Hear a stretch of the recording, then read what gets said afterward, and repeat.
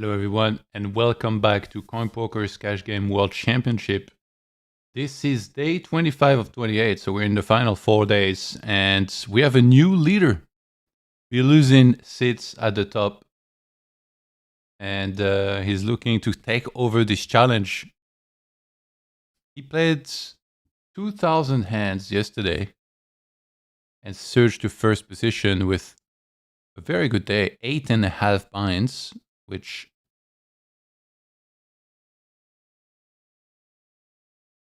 I wasn't added there yet. Oh wait, I'm looking at losses. Okay, actually it doesn't make the 10 best days that's been had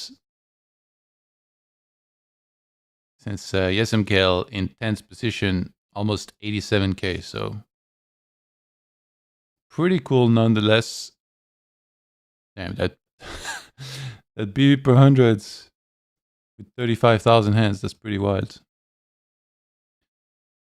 And yeah, pretty good leads. Kevin right behind, Davy dropping off a little bit. And then everybody else, it does feel like they're kind of like ways off behind. However, Prodigy creeping up.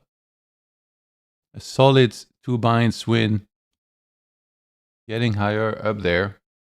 If he has a really good day, I mean, like, you see, like 8.5 binds. If Prodigy was to win that, he'd be on 200k. So then he'd be kind of knocking at the door of this top 3. If you see Wacko on the overlay, that's because he's meant to be joining us very soon. And then we can check in with him, go over some hands.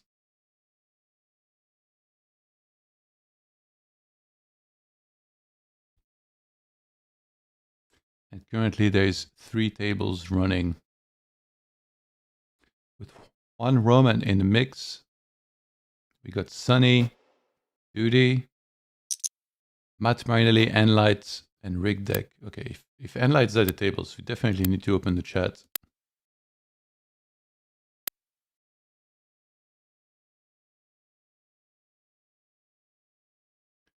Nunes just bluffed. That might be from yesterday. Because Voidemet was in the chat. Yeah, Lama. That might be chat from yesterday.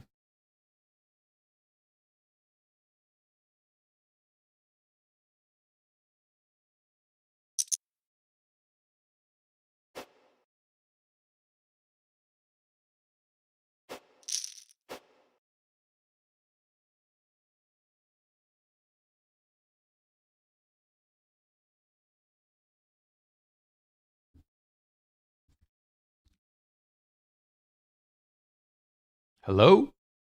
Hello. How's it going, sir? Good, how are you? Pretty good, pretty good. Nice to have you back. 1 second.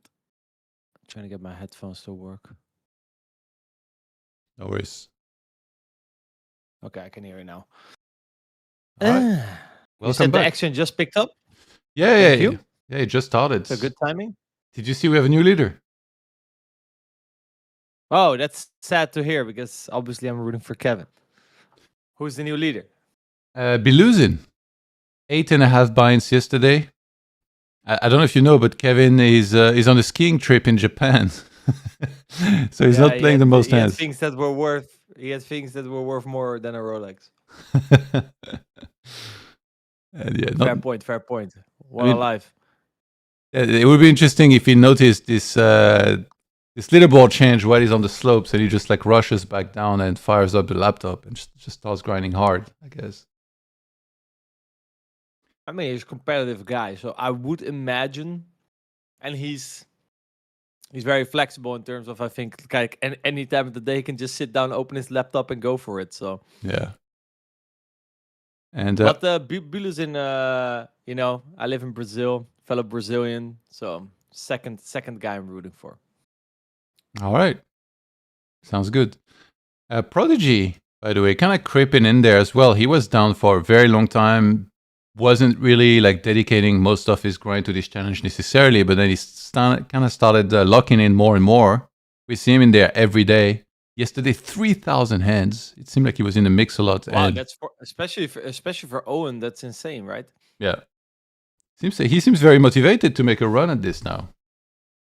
Yeah, towards the end, right? But it was interesting that he didn't, because I spoke to him before the championship, and he was really, locked in. But then, indeed, I heard, I think, in one of your streams a couple days ago, that he kind of regret that he was not taking it as serious or dedicating as much time to it as he would have liked to, which actually was a bit surprising. Actually, I'm not really sure why. I think he has some live games that he was playing in, and then maybe that they involved a little more partying than the online games, and then obviously that took a toll, and then he took some days break. But now he's here and he's grinding hard, so hope to see a surge for him in the leaderboard and rankings. So maybe like a conflict in priorities or values. In terms of, okay, what do I actually find important? Well, the live game is very good but there's also this championship, and then if you kind of don't decide, you do a bit of both. Like if you don't consciously decide, I then say. Yeah, I'm speaking from experience here. Munez didn't have a very good session. It seems 6 binds. Actually, I chatted with Mr. Biluzin, Okay, Mr. Pedro, about doing a podcast, and he was in for it after the challenge. So nice. actually, I don't mind him winning because then I already have the podcast scheduled with the winner. So Yeah, and I know that Kevin is not gonna do it. Kevin is gonna do it, man. Yeah. I've lobbied hard enough. You asked him? Oh no, wait. Who was it that asked last time? No, Kevin is not gonna do it. I don't think that's impossible. He came on the stream. He came on the stream a couple days ago, and then he was chilling. It's different than putting your name. That's true. Yeah. Maybe we do it not mentioning his name. I don't know. Yeah. But I've asked him every year for like the last 3 years. And at some point, yeah, you need to stop. Actually, I asked Limitless as well. Again, he actually sort of agreed a long time ago. Then he said, "Oh, but I'm gonna announce some new stuff. Let's wait for that to drop." But it never really happened. I actually sent him a message as well. Same for Asian Flushy. He actually agreed. It was last year. He also agreed, but he was very spontaneous. He would say, "Hey, can you do it now?" At like a random time when I was sleeping, So we never really got to schedule. But this kind of competition for me is great. It's a great pond to go fishing in terms of guests. Yeah. It would be funny if you start making your life about being ready for Flushy. You're you're ready around the clock just to go live in case he Actually, messages it was you. the same with Jungle Man. I tried to set up a pod with him, but that guy is like, "Oh yeah, no, sorry, I decided now to fly to," and then every day was in a different country basically. So time just kept on chasing, so it was impossible to set something up. Yeah. And especially because I do it together with Adam, right? We're spread out over the world. He's on the other side of the world, so I cannot just say, "Okay, let's do it." Or at least if I want to keep to my regular, the regular deliverables, regular. Yeah. Actually, I also reached out to MrLumberjack as well. He's chill. He would do it for sure. Did you hear about what he said when he came on the stream?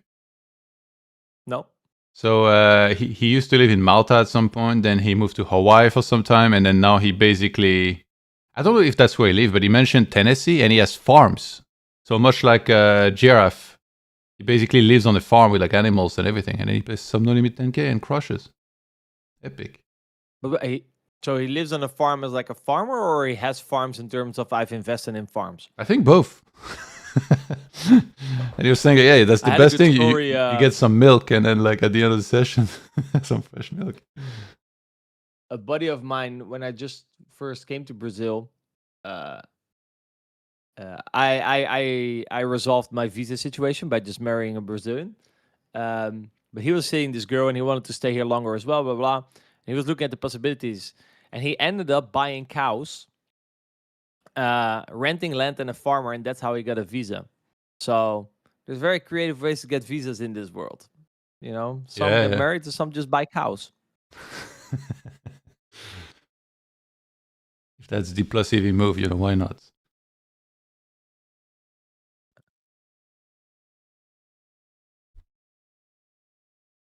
So And other than that, any surprises in the leaderboard? No, right? In terms of surprises, then I say like stuff that has happened. I haven't been following it too much. I was playing some live poker and had other things going on. Linus was kind of recovering, but then he's been losing and not playing like a ton of hands. We see he played like 177 hands yesterday and lost like almost 2 buy-ins. Matt Marinelli had a great comeback. Also, like he Yeah, had, I was gonna say he was down a lot, right? And I see him now. well, he was the up green? before the last update, but then now he lost a little bit, back in the red. But Rigged, still, great comeback, right? yeah. Rigged, insane comeback. Also, he was after Linus started winning again. Rigged was absolute bottom of the leaderboard, and now he's only down 2 buy-ins in EV, but down up 10 buy-ins in actual results. Pretty sick. 67k hands. What a legend. Yeah, he grinded hard for sure. Yeah, man. If you continue to get at it, it shows. This is the last couple days, right? Yeah, 7th if it stops. Yeah, it's day 25, so technically it ends at the end of day 28. So yeah, 4 days left, pretty much. 4 days left. Yeah, let's see. Depends on Kevin's live game situation and how good the slopes are. If he's willing to make a comeback. I saw that you've been railing his Instagram. What is he up to?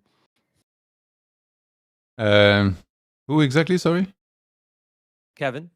Oh yeah, he was in the US and he played in some stream games and all that. So it's like the most paparazzi, like jet setter post that he made, I think, with like multiple photos. It's like basically you see his house in LA, and then he flew a private jet to Vegas. Then he had a suite at the Wynn.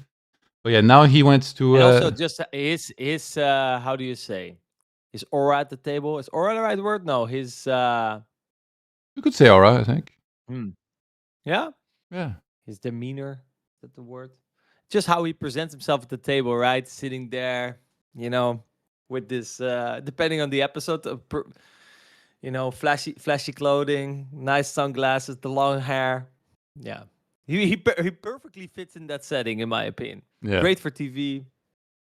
Obviously, amazing player. So yeah, makes for good TV. Of course, and then now he went to Japan to ski.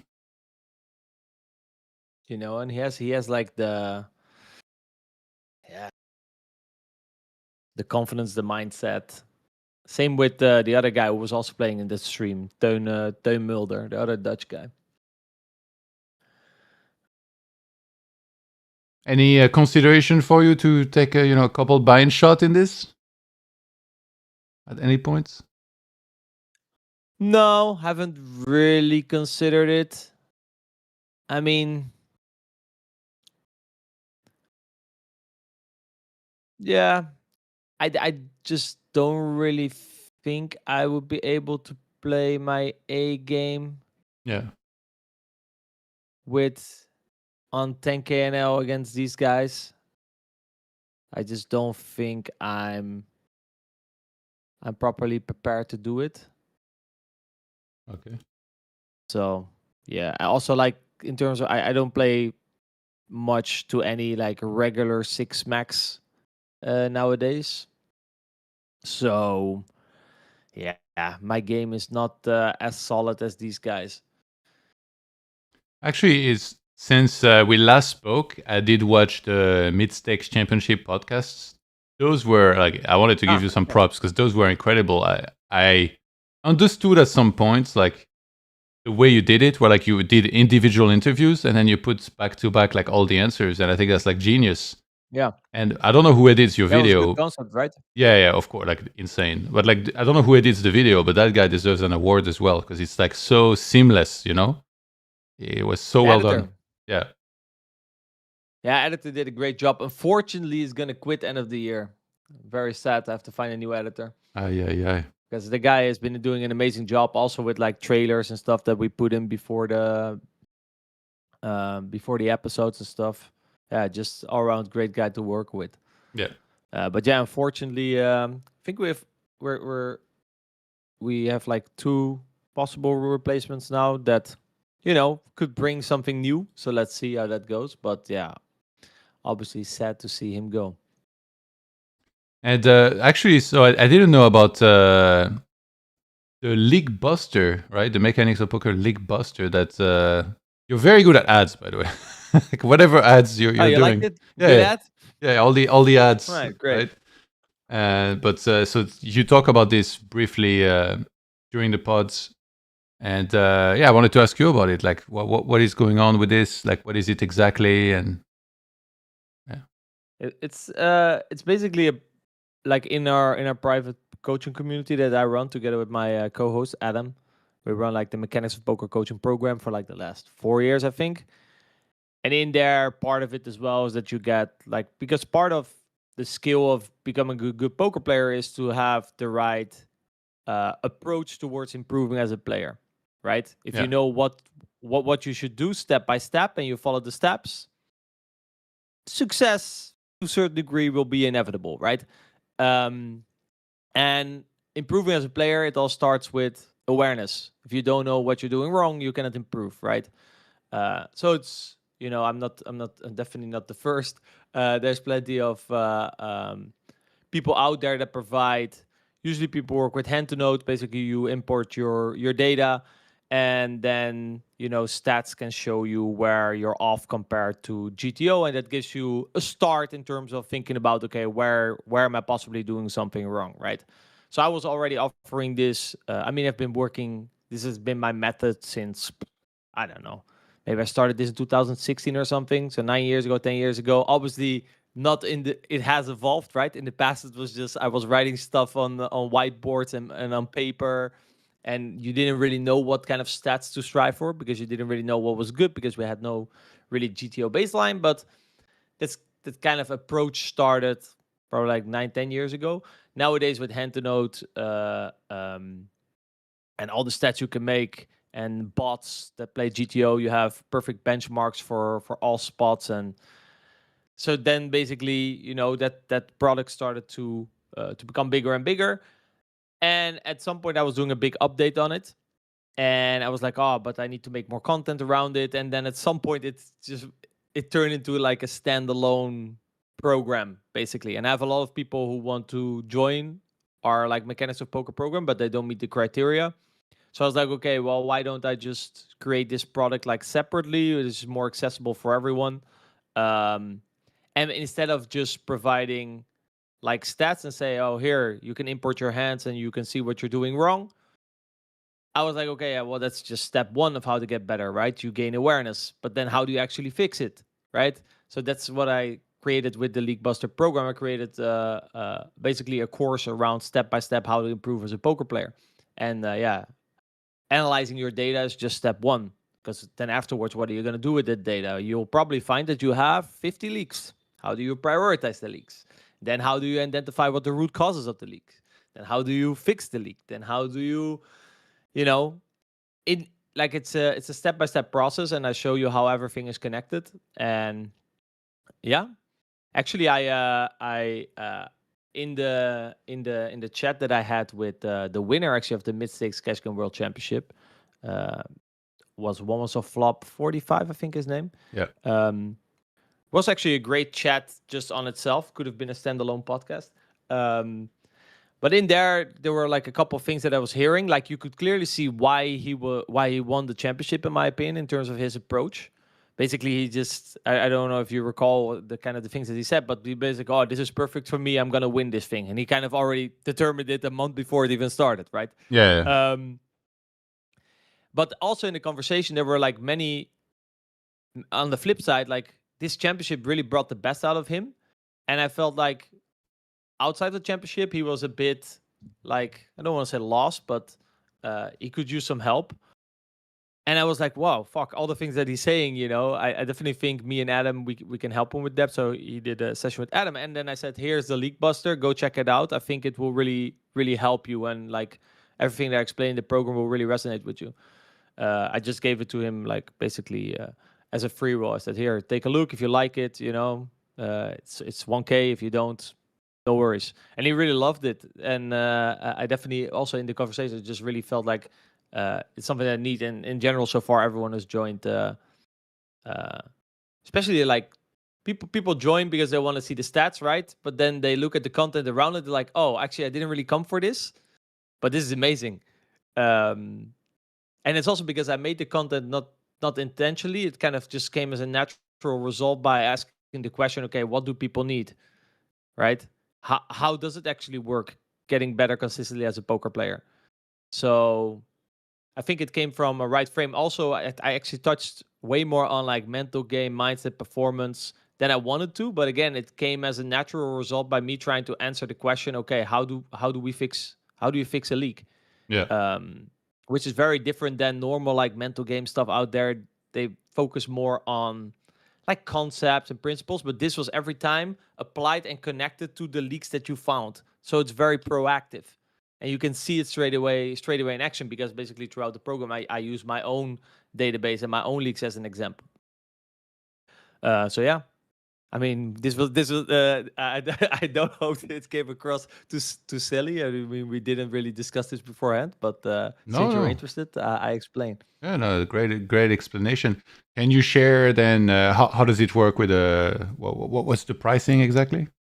It's not a subscription, Yeah, I assume? it's no, it's just a one-time payment, 1K, and that gives you lifetime access to both the hand to note stats and pop-ups and the course content. And I add you there in Discord as well, where you can ask questions around it, and especially you know, there we keep you up to date with bugs. I mean, there's, I don't know, over 10,000 stats in there, so there's probably a bug here and there, right? It's impossible. So people then report, hey, I'm not really sure if this is correct, and then we basically improve it from there. Actually, we got a big update already coming, but people who follow me on YouTube, on socials, I'm sure they will not they will see it when it drops. But we added some like new stats that I think are going to be very good in terms of identifying leaks. And I think this is also different, not to not to bang other creators for this type of products, but a lot of some of them, not every how do I say this? I think kind of what separates me, first of all, I've been doing this for like 10 years. I've been coaching a lot, but the way I think about the game, like I feel like some people, they add stats for the sake of saying that they now have more stats. Yeah. But with our stats, it's really thought out. Like I'm really thinking, okay, what do I need to know of a student, or what do I need to know of my opponent uh, to make an adjustment, or to make an exploit, or to make a fix. So every stat is there for a reason, not just for the sake of, oh, I want to announce that I have 10,000 stats now instead of 15,000 stats. Yeah. Okay. That sounds very interesting for sure. Yeah. And you did a If you're video. interested, if you play online poker, yeah, I did a video actually I actually did a live on YouTube when we dropped it, where I analyzed the database of one of the followers. I just dropped a message in YouTube. A I peaceful said, hey, journey, anyone right? want their database reviewed? Yeah. He's one of the He goats, also man. played in the challenge. Yeah, he came on the stream so many times. He's like a really nice guy. So glad that he was Yeah, for with sure. him. That video is still up. Like anybody can check it. Yeah, if you go to our YouTube, like Mechanics of Poker, you go to lives, you can see it there. Okay. Actually, it's not the greatest place because people kind of forget that it's there, or they don't really see it. So maybe I should create a new video. Yeah. But I will do it once we drop the update. Okay. All right. Yeah. No, sounds very interesting because like I heard you like you were talking about it like in the ad, like so to speak, in the podcast, and I was like, gosh, I gotta ask Wako for sure when he comes on about this. Yeah, no, I mean, I think it's knowing how to get better as a poker player is basically the most important skill that you have. If you know what to do consistently, step by step, yeah, I can teach you about. Obviously, you can teach endlessly, but for the most part, that's the most important thing. We get a ton of viewers that always ask, like, that play, like, let's say, like low, mid stakes, or even micros, and then there is a lot of questions like how to improve. Do you feel like this is gonna, like, it fits everyone of those guys, like trying to Yeah, improve and maybe exactly. randomly watching videos? I mean, that's the main struggle. Like I've had over maybe 1,000, yeah, for sure, way over 1,000 applications to our program, and there I always ask, "What's your struggle?" So yeah, if you put 1,000 applications and all the struggles in ChatGPT, you ask me what's the most common one. Yeah, it's always the same. People are motivated to get better, but they miss guidance, right? They don't know what to do step by step. So that's partly also why I created the program. Like it was just an update. Like I update stuff all the time. I add videos to our main program, but this one got a bit out of hand, and I was like, no, I should just make this a standalone thing. Okay, yeah, nice. Someone says, can you tell Wacker to get more ACR guys on the podcast? I've reached out to Station Steve, right, MrLumberjack. He's an ACR guy. And I think if you only checked in now, I reached out to Mr. Biluzin, Pedro Toledo. I mean, he's more a GG guy. Who did you have in mind in terms of ACR guys? Actually, I was supposed to do a pod with Rick after the last challenge. We set it up, but then he canceled last minute on that call, and actually I haven't got back in touch with him, but I would obviously still be interested in that. I don't know if he's still interested. I thought he wanted to be anonymous, or like just kind of remain, not fully like revealed or whatever. Could be the reason. I mean, obviously we could just say we can just call him Ricked. We don't have to give real names or something. And he can put an anonymous mask on, or from the movie. Yeah, we could do that. You can have like an emoji across your face or something. Yeah, we can make you anonymous. The mask from V for Vendetta. For example, yeah, like one of these formed voices. Actually, there is a player that's played in the previous high stakes championship, and he told me like he doesn't really want to come back on the stream because somebody recognized his voice, and then like it could cost him action. And then I was like, just get a voice scrambler. What the hell recognize his voice? That's next level. Yeah, just get a voice scrambler, and then like you're gonna sound like Batman, But yeah, maybe not so realistic. I mean, it's cool to sound like Batman, so. We have a good mix of players, by the way. Any hands in the meanwhile? We've been. Let me see. Also give some value. People have been listening to a sales call for like the last 15 minutes, so maybe give some value back, right? Trust me, like there's been a lot of hand reviews. Can you get Linus Love on the podcast? Yeah. Yeah. Good luck. I love it. Sometimes people say in the comments, "Hey, you should consider getting Linus Love or David Jones on." I say, "Oh yeah, never considered. Thank you." Yeah. How about Sydney Sweeney? While we are at it. Who? Sydney Sweeney. Who's that? Sydney Bro. Sweeney. All right. An actress. It's okay. Never mind. I'm checking for hands. But yeah, I was gonna say yesterday. Do you know Shirashi? Shirashi. Name sounds familiar. He's like a Serbian player, I believe. And so yesterday he came on, and he broke the record of guests. He stayed 6 hours and a half. And he did non-stop hand reviews. Yeah, he did. He's a sicko. He did non-stop hand reviews, and he just wanted to keep going. I can tell you that I have 1.5 hour more, so I'm not gonna break that record. Just to align expectations for people. But hey, I love a good hand history review. So yeah, I'm looking, but I don't see anything that stands out yet. Let me keep going. Gabriel asks, "What's your relationship with Abra Poker Team?" It's the team of. I think he also played in the challenge. Took a couple of shots. Exploitable. Mateus Pinheiro. We also had him on the pod. No, we're just friends. And last time it was in Rio, so he said, "Hey, we're doing a barbecue. You should come over." And actually, when I was in Sao Paulo for the BSOP, they were again having a churrasco, aka a barbecue. So I said, you should come over. So that's basically the only relationship I have. Nice guys. For ACR guys, fantastic Mr. Fox, Jack Columbus. Boni Mies, I've asked. Alaska Freza. I actually tried to reach out to Alaska Freza. Didn't work. Bonis didn't want to. The other two, fantastic Mr. Fox. That's BFGG, right? Sure. This guy, I think. Could be. He was also playing the mid-stakes, right? Mid-stakes version. Yeah. Spanish? I'm not sure. Yeah, he didn't want to. So yeah, only Jack Klumpus of this list. I don't know. I'm trying to where did my CoinPoker go? I'm trying to open it myself, but it disappeared on me. What the fuck? You gotta get a sponsorship with Coin, where like the top 3 finishers of the championship are like they are obligated to come on the pod. That's you would get Kevin and Davy in one package. Yeah. Actually, good reminder of the PLO challenge. I also reached out to some of the crushers there. Actually, I had one guy who also wanted to come on. I have to follow up with him.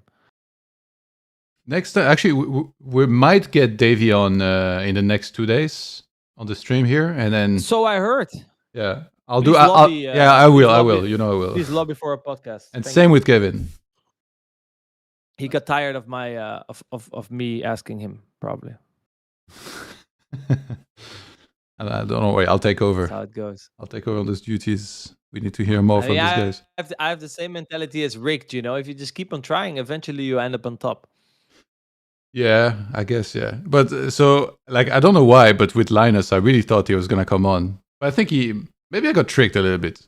Because Linus, like, initially he said no the first time I asked, but he said for now. Like, he kind of, like, the phrasing, was a little vague. It almost sounded like he'd come on later. So then I kept asking, but I think I only asked like 3 or 4 times total. And then by the end, he was like, no. So, but I think if he had done well. 3 or 4 times. Yeah. I don't want to spam people, every day or something. I try to keep it legit. I did find a hand, by the way, that we can have a look at if you want. Let's drop a hand. So let's focus on the point of view of one of the players. That will be Matt Marinelli in the small blind, and he's got 6-5 of hearts in his hand. And it's 100 big blind effective with rigged on the button. So Sonny opens the cutoff to 2.2, rigged flats button. And Matt Marinelli goes 13 in the small blinds. Sonny folds, rigged calls. And ace 4 deuce rainbow. He continues for small bets. Is that what you would expect here? Like, is it a range thing when we go for this sizing? Let me see, what's the sizing? Because I have a small delay on YouTube. Oh, it's quarter. Sizing now. Basically, the smaller you bet, the more you can bet. I would say for this sizing, it's probably not a range thing, because deuces and fours,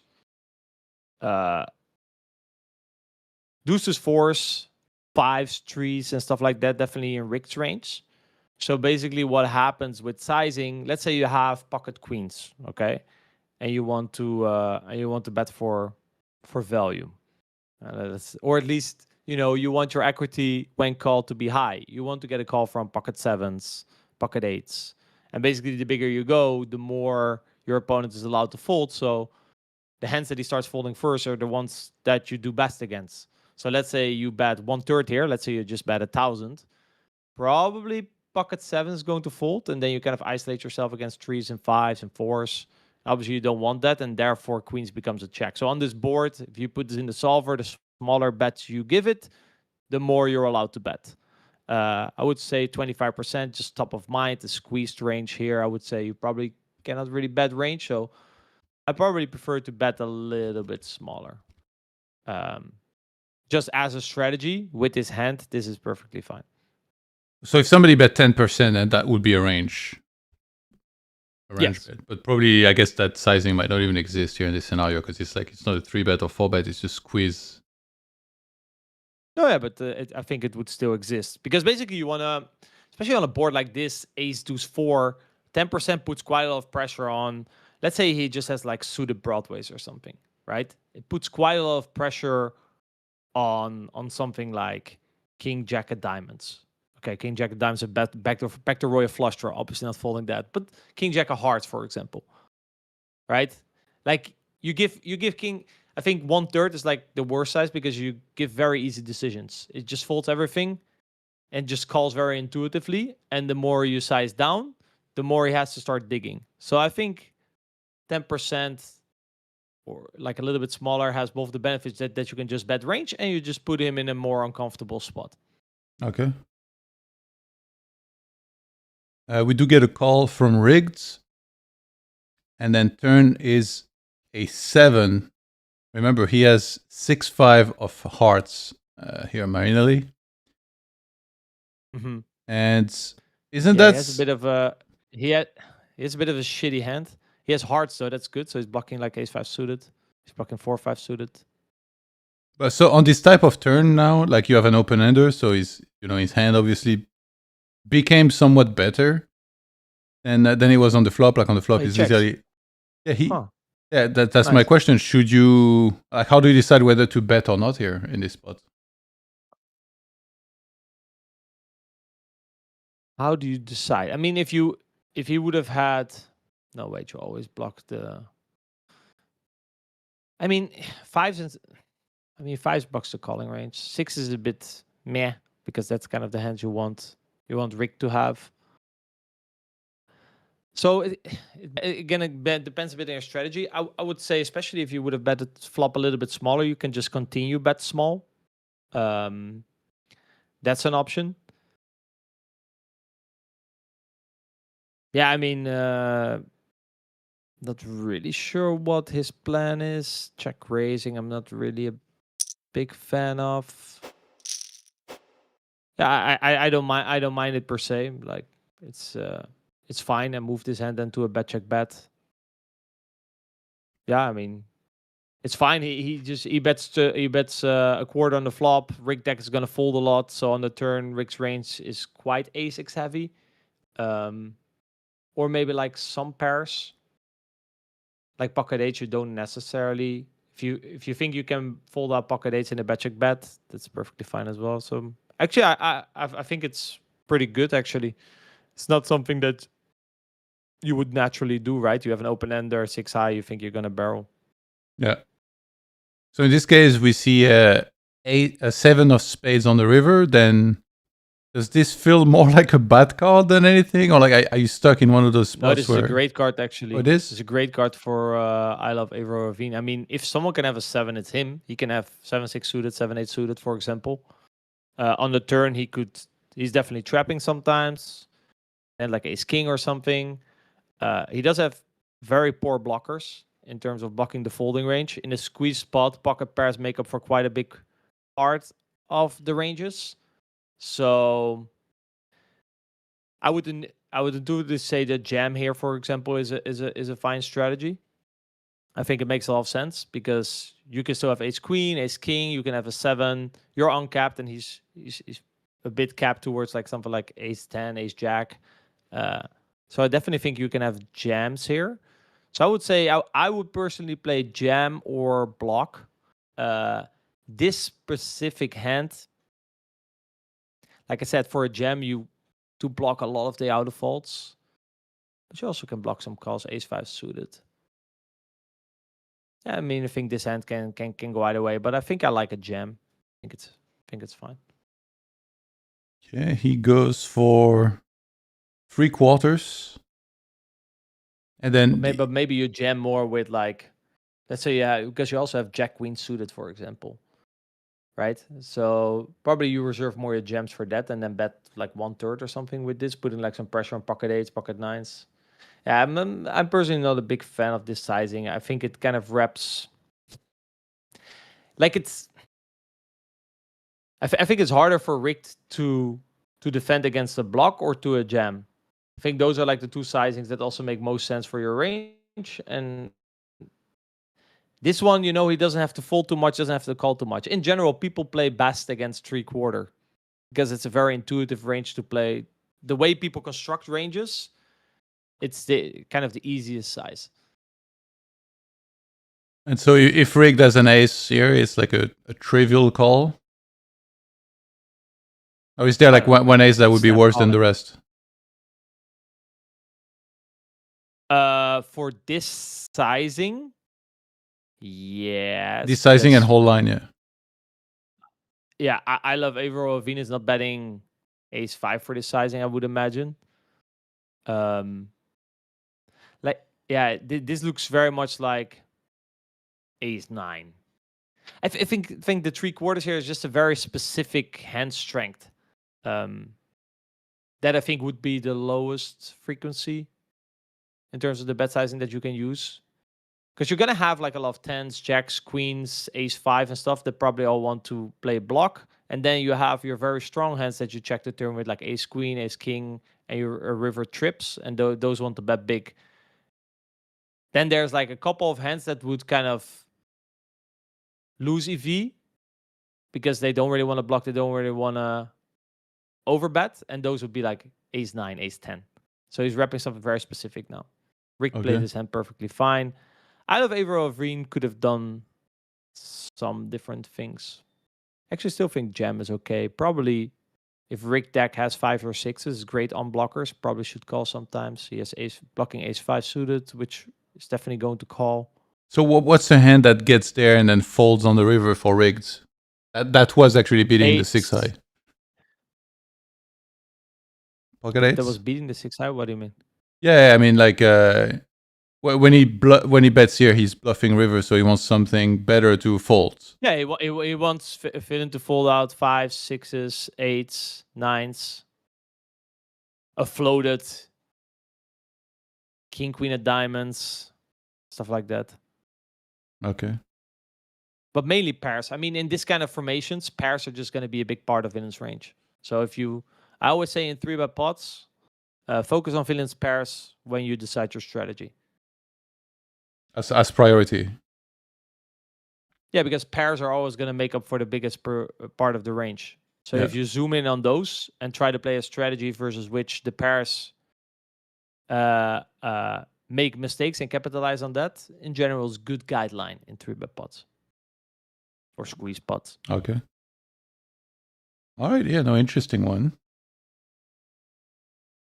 Not the biggest pot, but interesting. From who? Rigged? From I Love Avro Rovina. I guess he's just check calling the turn. Yeah. With what plan on the river then? Is he gonna bluff some river that he doesn't make it on? No plan. Hope to hit.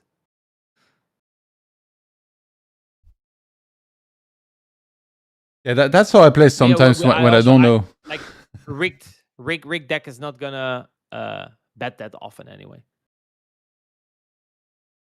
Can you think of some hands that like he leans much more towards betting on the turn?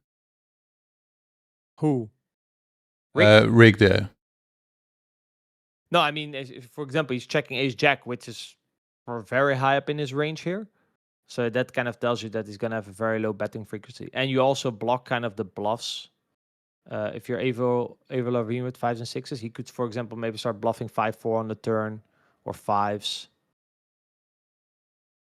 So I expect a very low betting frequency when check to. So basically with check, you're always going to realize, and he probably thinks he has little fold equity. He doesn't want to bet and get jammed on, for example, but I don't think that really happens that much on an ace-high board anyway.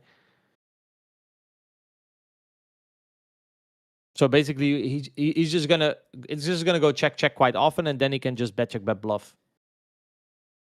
Would giving up the 6-5 suited completely on the river and just checking be a bad thing?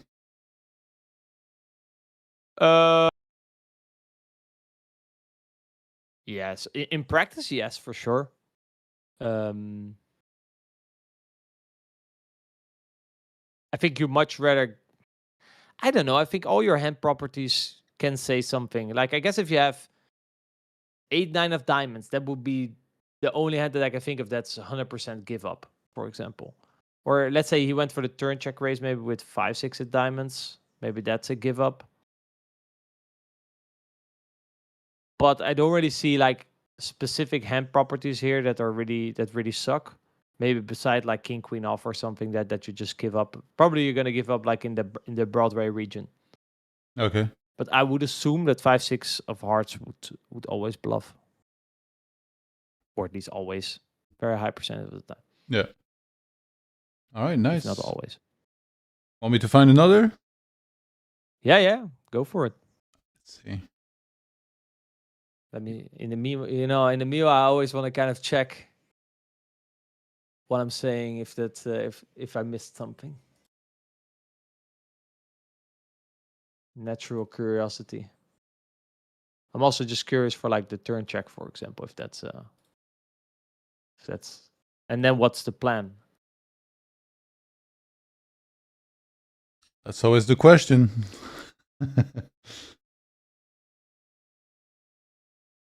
I'm browsing the replayer. Let's see what we can find.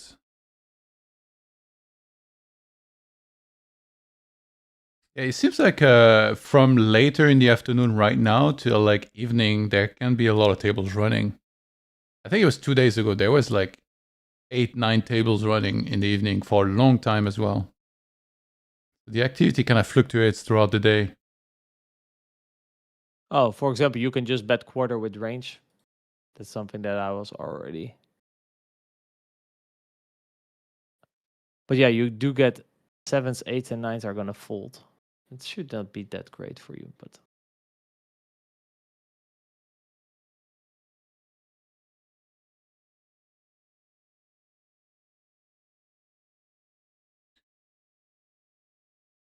ace 5-4 starts checking a bit.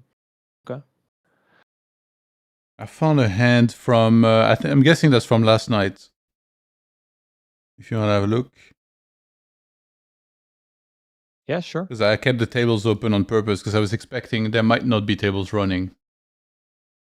All right, then. That's you planned ahead well. So 5-6, by the way, in or at least in the wizard sim, is just pure barreling. On the turn? Or river? Yeah. On the turn? No, on the turn, it's just pure barreling. Really? Okay. Huge, pretty big EV difference as well. Yeah, because in position is just gonna bet polar, and then what you're gonna do with 5-6? We don't know because it doesn't have it.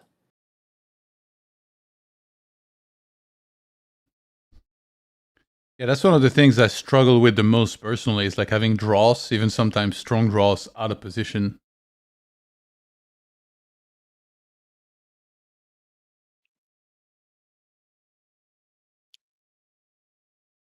You wanna do this hand?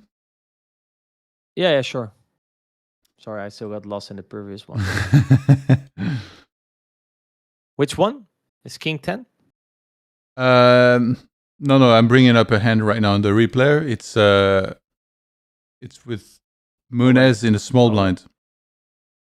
Munez in small blind, all right. So Juan Roman opens 2.2. Joe Adams calls on the button. Munez calls in the small blinds. And then we head 3-way to 5-4 deuce. Munez has pocket fours. And right. He's going to do your favorite move. And don't bet. Donkey. So in theory, there are probes like this, right? Yeah, for sure. For sure. You have like, for example, take a hand like pocket sevens. You know, it's very incentivized to lead because basically you do well versus the check back range. And there's a lot of hands that are going to check, but that would also call your bet. And then when people start to bet, you don't do that well versus that range. So then it's usually probably better to take the lead. And obviously to balance like your sevens, your 6s, 7s, 8s, 9s, probably just squeezes. Mainly in that region. Yeah, if you would only lead 6s, 7s, 8s, yeah, it's just pretty easy life for the rest. So you also have to mix like some stronger hands in there. And then usually like pocket deuces will be your first pick, then pocket fours, then pocket fives. So yeah, it's perfectly fine. And then, so I did actually. Also, the small blind overcalling range here is super pocket pair heavy. Yeah. Like you squeeze a lot of your Broadway stuff, and your call range, like I said, is mainly like some suited stuff, like let's say 5-6 suited or something, or and like a lot of pairs. So this board, I don't know how much you're gonna lead, but I would say intuitively, I mean, I would probably lead everything. So, yeah, just lead a lot. That's kind of my conclusion, I think. And so I actually did study this because sometimes, I get some coaching.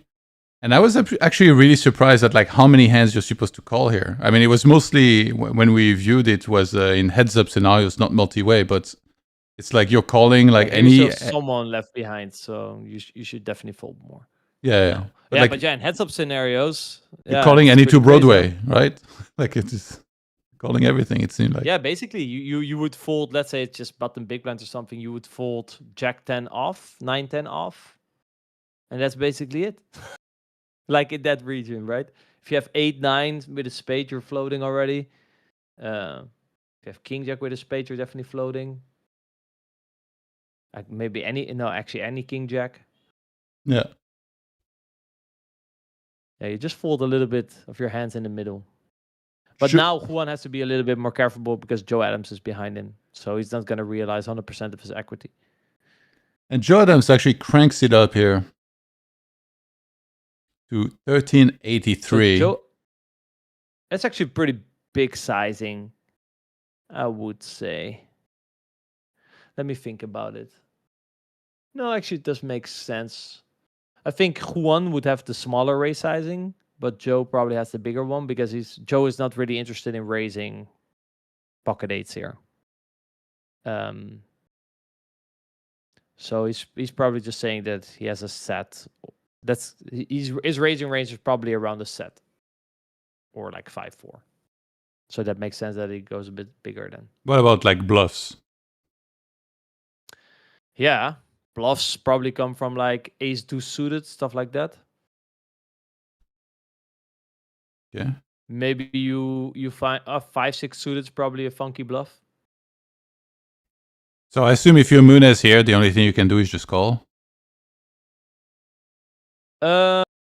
No. I would say intuitively that you play raise or fold here if you're Munez, because you have Juan behind. Any hand that's good enough to call, probably, like you're not really calling eights here. So let's say your bottom call is 5-6 suited. Probably just coming over the top again is a better play. So I would say you don't have a call range here if you're Munez. You're just going to re-raise or fold. Really? I thought like you'd be worried about maybe running into like ace-3 or like, is that too simplified? The solver is not worried. The solver has no emotion. Juan's range is that as well. And like you're out of position. Like if you think, so there's a big difference here that Juan is still behind, right? That decreases the EV of calling. If you think about call, what's going to happen? Like nothing is good for you is going to happen. So I think you're kind of forced to, for example, like I said, fold pocket eights straight away. And basically, if you have to fold pocket eights, then what remains is your worst hand is like I said, 5-4 suited or ace-4 suited, something like that. And I think it's just better to grab those hands and just go for it. They're just 100 big blinds deep, correct? We're not suddenly like 250 big blinds deep because that would probably actually no. We are deep. Change anything. We are deep with Joe Adams and Munez, like 340. Okay, so how much? 340. 340. Yeah. Okay, that because 100 BB, I definitely 340. Oh, that might actually change something. 340, Jesus. I mean, I would say you still play like that. There's maybe some value in just calling like some strong hands, because Juan is not gonna, for example, raise kings on the flop, but maybe when Joe raises, you just call. Then Juan kind of has to get it in because there's so much money in the pot. You guys could both be drawing. You don't really want to play a turn. And then basically your hand is disguised. And then Joe, for example, would think that his Like if you come over the top and you kind of push Juan out with worse hands, and Joe could kind of overestimate the strength of his hand, because obviously Juan would, for example, stack any set, any 2-pair. No, Joe would stack any set, any 2-pair versus Juan, then getting it in, and then you get it. And when you get so deep, I think at some point there's some value in trapping. But for the most part, I think you just come over the top again. Okay. Don't think you have much of a call range. Because the EV of calls just shit out of position against two-way, letting everyone in, realize equity, whatever. So it's better to just pick the hands that you're going to continue with and re-rose those. All right. So he calls, but this is where it gets spicy. Juan cranks it up. What is this? It's so funny too, because I was gonna say, like, it just feels like Juan doesn't have much here, right? Because like he just called the bet. This is exactly what I mean in terms of with a set. Actually, it does make some sense to trap because of the enormous stack sizes. Because Juan still has like the jacks, the queens, the kings, and he could now think like, okay, well, I probably have the best hand. Let's bump it up. And Joe is still feeling very good about this hand, right? So I think if you have a very good hand like pocket fives or something, or in this case fours, there's some trapping does make some sense when you're this deep with Joe. Okay. And yeah, is Joe Adam just kind of hating life at this point? Like, if he had like a bluff, it becomes a clear fold. If he has some really good hand, then how do you even decide here? I guess like you still got a fast play because it's multi-way. Yeah, so that's the thing, right? I think he has to fast play. I think he should click it. And then if Munoz come over the top, you can hero fold. And you just stack against Juan. Okay. Again, I don't see... against Juan, it's easy because he only has 100 big blinds. By the way... Like this is... at some point here, you just go with your hand or not. Yeah. Somebody wants to join, so I'll just remake the call real quick. You just have to pick up in a second, okay? Yeah, sure.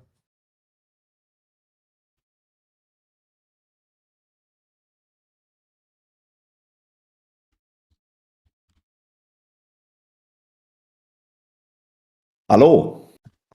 What's up? What's up? What's up? What are we doing? Good to chat again. Been a while. Yeah, it's been a while. We're reviewing a multi-way 340 big blind deep pot. Your specialty? Yes, of course. Yeah, exactly. Been studying that my whole life. Did you see the start of the hand, PTSD? This is the moment then, this is the moment. Did you see? No, I haven't seen. Okay, I didn't see some donkey. Yeah, you have the stream? You have the stream yeah. Okay, so it's open from Juan Roman, Joe Adams calls, Munez calls in small blinds, and then Joe Adams and Munez are very deep. Munez leads small, Juan calls, Joe Adam re-raises, Munez calls, and Juan Roman re-raises. So this is where we're at. Holy Welcome shit. to the stream. Yeah, so I'm gonna guess Juan has ace-3 or 6-7 spades. Maybe not even 6-7 spades. Yeah. This guy's from the accurate reads. So what do you make of the call from Munoz? I was talking with Joe on that. I don't think there's, especially if you play 100 big blind deep, I don't think there's much of a calling range here. If you're Munoz versus the raise, it's either like you kind of have a strong enough hand to kind of go for it, or you kind of fold. I don't think there's much calling. But then when you go so deep, then I can see some EV and like calling and letting Juan believe like, okay, well, I have kings. There's quite a lot of money in there. I have 100 BB. Let's just kind of run for it. And then what you kind of get is that when Juan comes over the top, I mean, Joe now thinks, okay, Juan could maybe have like kings or something. I have 2-pair or I have deuces. I'll just go for it as well. So I think to trap, if you're Munoz here with 4s and 5s, actually does make some sense. But for the most part, I don't think you do much calling. Yeah, I was about to say, like, if Munoz has pocket deuces, he's not really loving life here, I guess. So, like, it's already very strong. So deuces actually would make way more sense to kind of come over the top, and then if Joe again comes over the top, you can sort of hero fold. So deuce is too weak to induce. Yeah. I mean, I don't know what's going on. It's this is so crazy. I'm just gonna guess that Juan is like insanely strong here, having like some Yeah, you insane would think draw. so. But So you yeah, think he just when you folds said like kings, for that, example?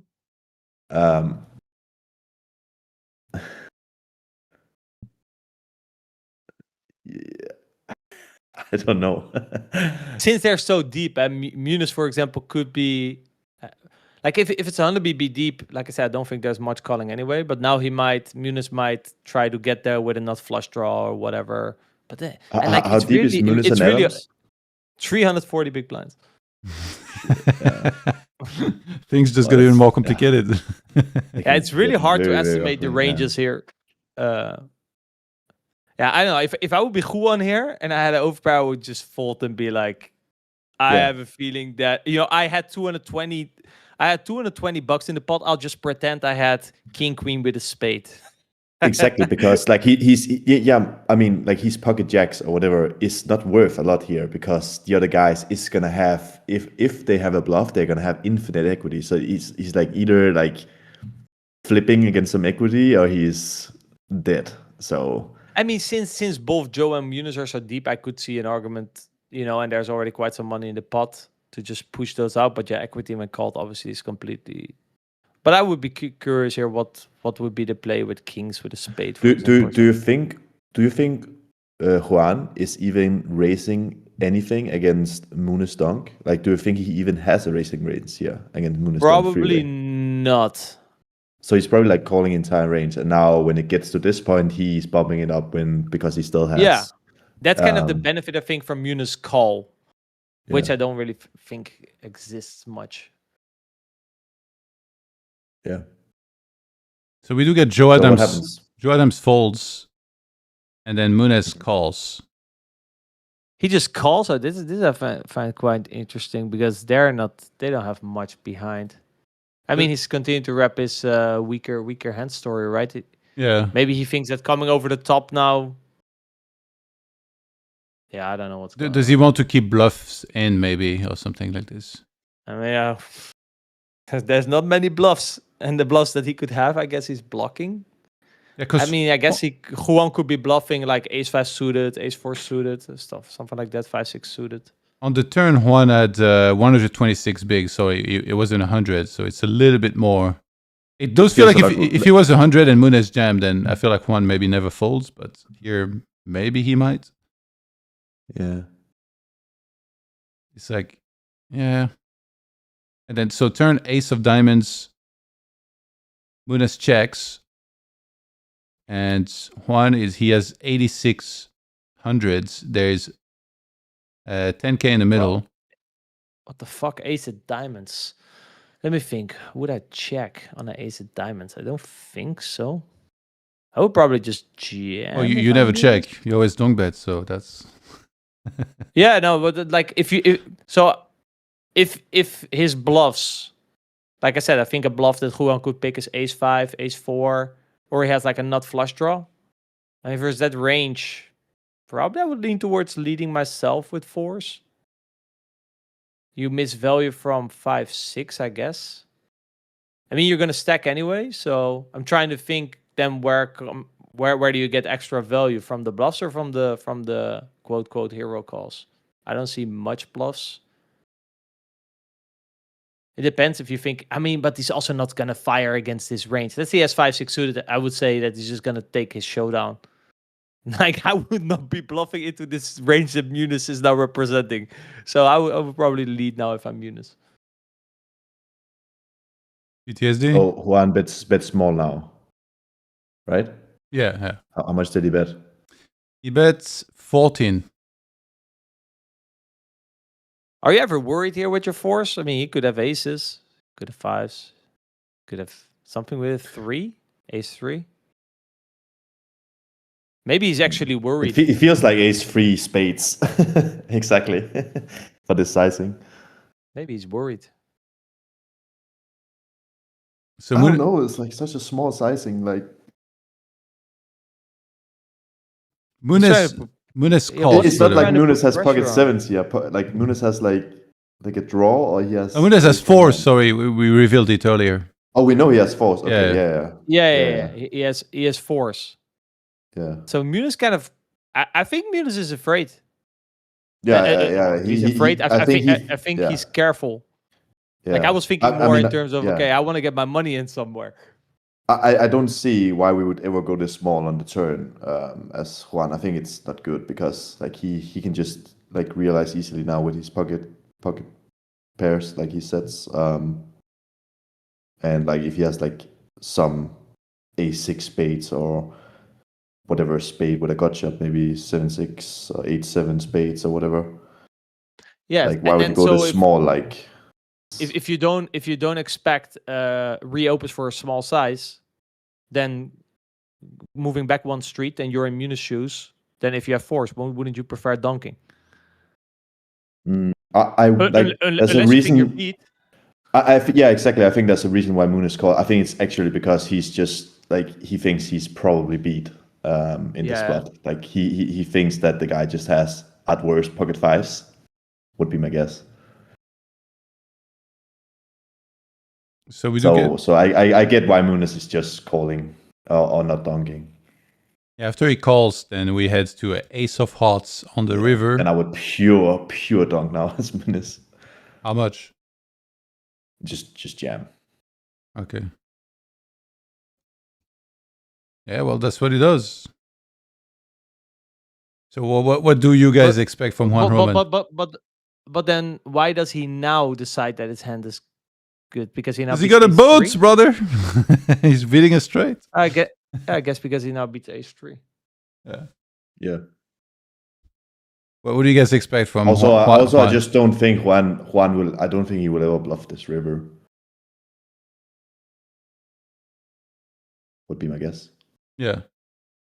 What do you guys expect from Juan? Ace 3 spades. Yeah, I mean ace 3 any. Yeah, but specifically spades with the small turn sizing. Like yeah, that's why I'm thinking like he has exactly ace 3 spades because why is he going so small on the turn? It almost is only ace 3 spades that I can think of. Okay, ace 5. Wow. So crazy. That flop re-raise seems dicey with ace 5. But so this is why I wanted to lead the turn. Like he shouldn't reopen this hand. And if his bluffs are indeed like ace 4, ace 5, you know? Like from what we see in this hand, is there a chance? Should he reopen this hand? No, he should not reopen this hand. Is there a chance Juan is like more on the aggro side and then Muniz was trying to kind of let him bet into his sets? Maybe Juan was just on point with the fact that he don't think that he's really gonna face jams and like I don't know.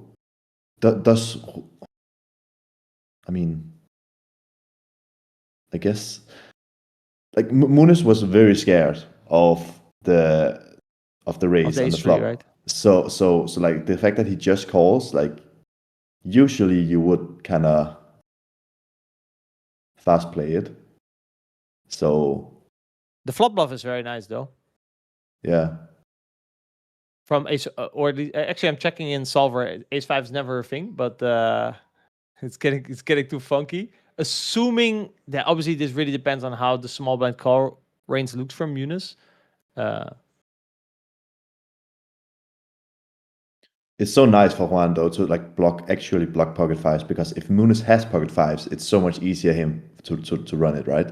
And like force and deuces. I mean, he has a perfect hand. He blocks 5 for suited. He blocks 5s. Blocks ace 3.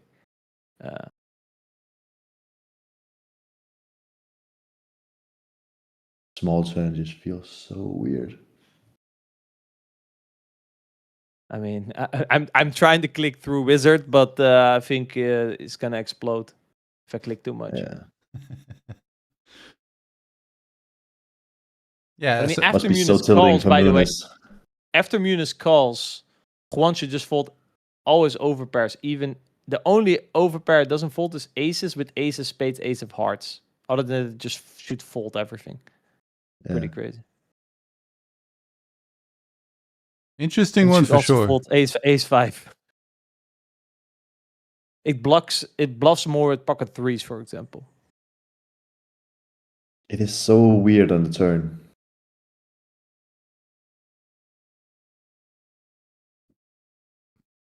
Like he's making.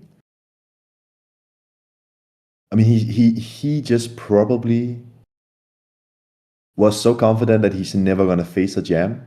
Because let's just say for some reason that Muniz has a free, he probably will donk himself. I think he will donk himself because Muniz. I just feel like that there's gonna be like a lot of, I don't know, a lot of honesty. A lot of the times when you get into these like crazy, weird freeway spots, so I would just expect Muniz to be donking if he had a free, and like checking if he has a fall, if he has like a hand like this pocket fours. And I would expect him to donk like exact here, like as well. So in Wizard, like if I click through this tree, in theory, when it comes back to Muniz on the flop, fours is sometimes a fold. It's just mixing fold, call, raise. Pretty crazy. That's not even like yeah. So wait, 5-4 should just pure fold. So actually, it doesn't want to bluff ace-5 because it's blocking the folds. You want Muniz to have 2 pair. All right. Yeah.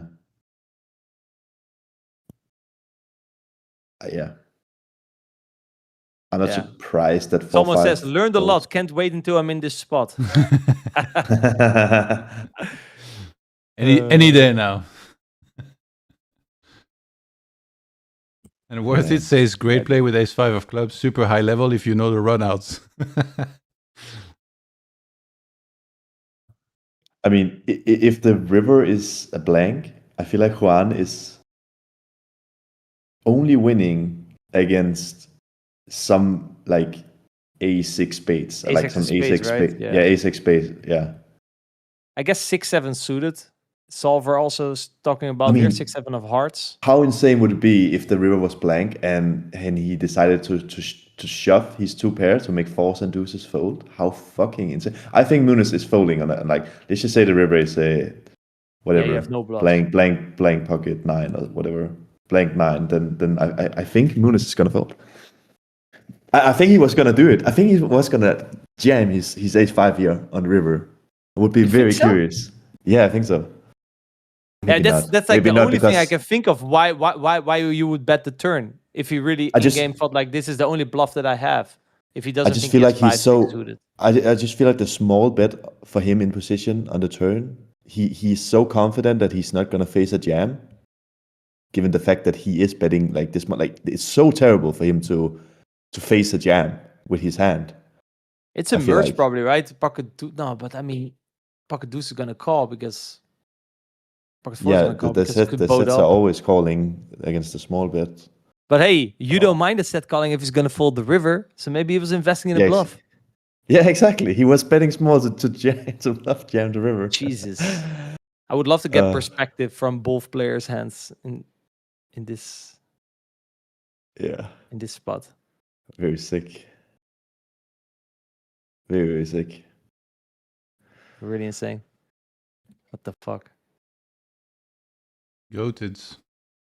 Should I find another? Sure.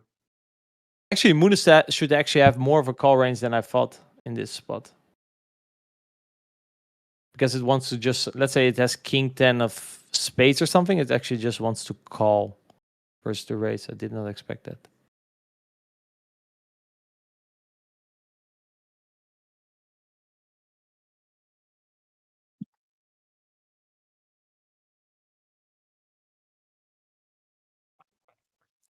Let me look for another.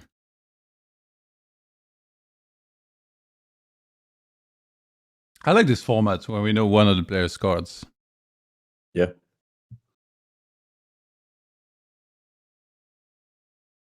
Wow. Okay. I was definitely too light in this spot. If I say that Muniz can only raise or fold, he should actually fold fours on the flop. What the fuck? Hey? Okay, this one is not really qualified for a hand review necessarily, but I did spot this in the replay, and I'll play through the whole thing, and I'm curious what you guys think. So we got jungle in the cutoff. and Voidaments on the button. It's 125 big blinds. Jungle opens. Voidaments 3 bets to 8.7 versus 2.5. Jungle goes 2.4. And Voidament jams. Jungle snaps with aces. Voidament has 6s.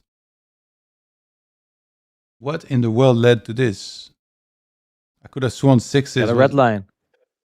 Well, I mean, if Jungle is taking lists like 9s, 10s, jacks, and he's just taking a bunch of, ace queen, ace jack, king queen o, it could be decent. But yeah. Is he relying on Jungle maybe over 4-betting bluff or? I mean, for sure. Yeah, for sure. Okay. And there will be like a lot of guys that has like list jacks, list 10s, list 9s, like in their 4-betting range, and more of these, like, I would say, like more like easy 4-bets where you can just like fold, whereas like if you 4-bet pocket 9s and having to call off, it's like it can be kind of like not many people are willing to do that. So maybe it makes like pocket 6s better.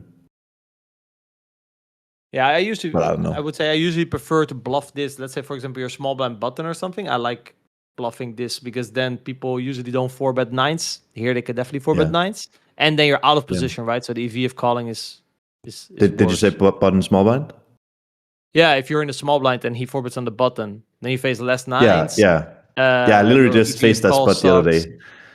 I literally just faced that spot the other day where I opened button, there's a fish in the big blind, and the Russians 3-bets the small blind, and it comes to me and I have a 10s, and I just decide, like, here we know the dynamic is going to be, more crazy because we know the fish is in the big blind, so I pure 4-bet 10s, and then he 5-bet shoves 6s. Yeah, exactly. Yeah, but this, I mean, he just thought Jungle was full of it, so he ripped it in. Yeah, there's not much else to comment. Yeah. And if you're right, you make money, and if you're wrong, you lose money.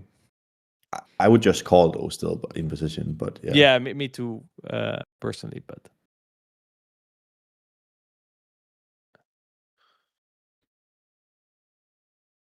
Like in position, I would much rather 4-bet bluff something like King Jack suited or something. Also for the reason that you said, right, that he could go a bit lighter with 10s and 9s. Whereas King Jack suited, I would then always usually just call small for his button. So the 5-bet bluffs that I would choose are definitely different in position compared to out of position. Mm-hmm. Okay, I've actually. Unless you have the good old ace 5s, that one can always go in. I think these hands are like from a session that happened sometime last night. And I just found another one that's like same table, but different players. Okay, I'll bring it up now. So we have Matt Marinelli on the button. He has 111 big blinds, and Jungle is in the small blind with 249. So 111 big blinds effective. Matt Marinelli opens 2.5. Jungle goes 11 in the small blinds versus button. And Matt Marinelli calls. He has, I believe it was pocket 4s in this one. Marinelli? Yeah. And it comes 8-8-5 on the flop. Jungle checks. Isn't this a board that you would see more betting usually after a 3-bet from someone than checking, or not necessarily? No, I don't think you're range betting here. So that's completely fine. So Good board to attack if you're listening bets, and you play lower stakes or mid stakes, because indeed, often kind of what you said, Johan, people think, oh, this is a good board for me because of all the overpairs. Well, overpairs make up only a small portion of your range, right? You have a lot of these Broadway shit that misses and stuff. So good board to attack if you're playing lower mid stakes. So people oversee bet. And like in this spot, the main bet that you will have in position is third pot, I guess, right? Or is it some different? Yeah, I guess like mostly like a small bet, but like I guess you can throw in some bigger ones. Like the standard thing would be to bet small, but I don't mind like also having some bigger. Like it can be a bit harder to play against. But I guess you do still want to bet most of your pairs, right? And you just want to make something like Yeah. the king jack offset he checked. You want to kind of make those indifferent. So I think you don't have to go, and he's still protected. So I don't think you really go bigger than 1/3 here. Okay, so he goes quarter. Yeah, it's fine. And jungle calls. The turn is a 5, Right. so he has 3 pairs now. And jungle Yeah, checks. that's a good card for jungle. Jungle checks. And Marinelli continues for 2/3. Interesting sizing. No, it's fine actually. You can bet 6s and 7s for this sizing for sure. Yeah, I feel like. I mean, nah, probably not. But you said good cards. I mean, you said good card for jungle, yet Marinelli bet with his 4s here. He got counterfeited already. but he can go free Yeah, streets with 9s, so like it's. I mean, it's a good card for jungle because of these reasons, right? Deuces, 3s, and 4s now got counterfeited, and those gonna be the bluffs. Yeah. Okay. I feel like a lot of people are very unbalanced here as small blind. They're gonna have like too much of like 2 overcards and not enough traps, or like not enough like 5-6 or like just pocket 6s or pocket 7s. Or I feel like they tend to just bet it too much. Or what do you think, Wago? In general, Yeah, I mean, I think the most like the check call range, indeed, what you said, yeah, it's mostly gonna be what it looks like, right? Some 2 overs, or aces. That's basically yeah. I mean, aces is obviously standard, but small portion of the race. But I get what you mean. Yeah, 6s just feels more intuitive to bet. And now when you're in jungle shoes, it's again a game of do you think he's overdoing it with his pairs or underdoing it with his pairs? yeah, probably deuces, 4s, and 3s gets to bluff a lot because already in the first place you don't have them as much because you start folding them pre. So I guess this is no rake though. I don't know how much. I don't know if he's like pure calling it. Yeah, or and it went to 11, so and they were 110 big. I don't think he's folding a pair. Non-rake, 110 deep. I mean, yeah, fair enough. So he probably has to be a little bit selective. 4s, maybe if he blocks some 5-4 suited, maybe that has some properties. Deuces that's probably probably nice. always because it's the best on blocker. So probably deuces and 4s that block 5-4 suited. So 10 of diamonds on the river. Jungle checks. Good card for I Love Avril, I guess. Doesn't prove like some random 9-10 suited that he was bluffing. So you would expect him to jam here a lot after what we saw.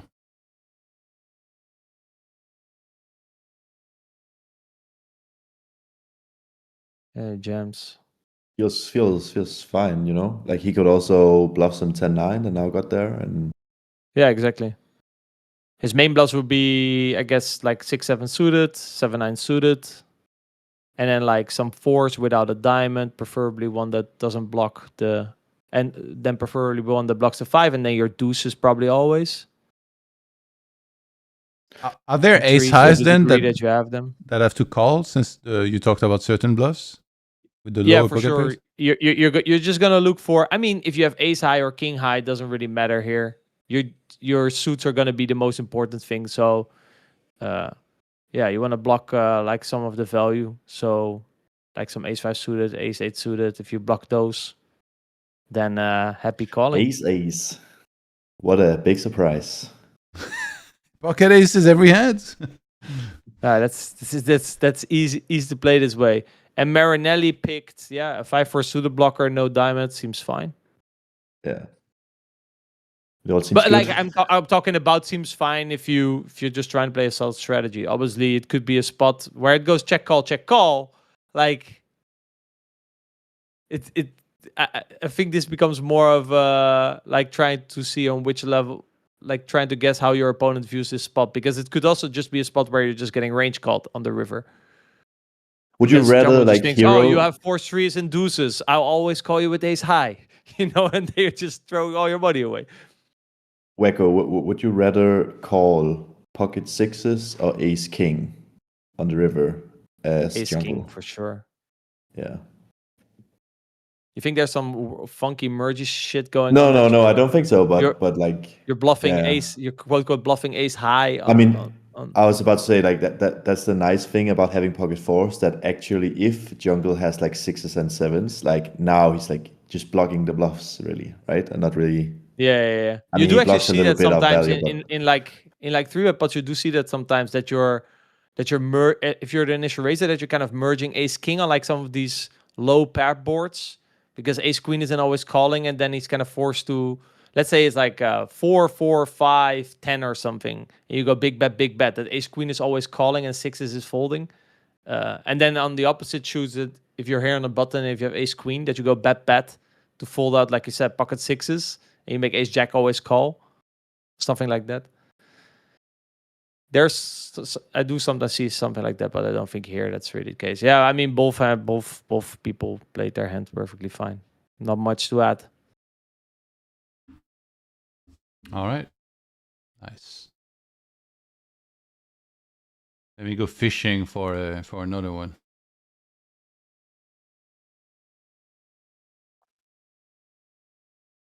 What does Marinelli's name stands for?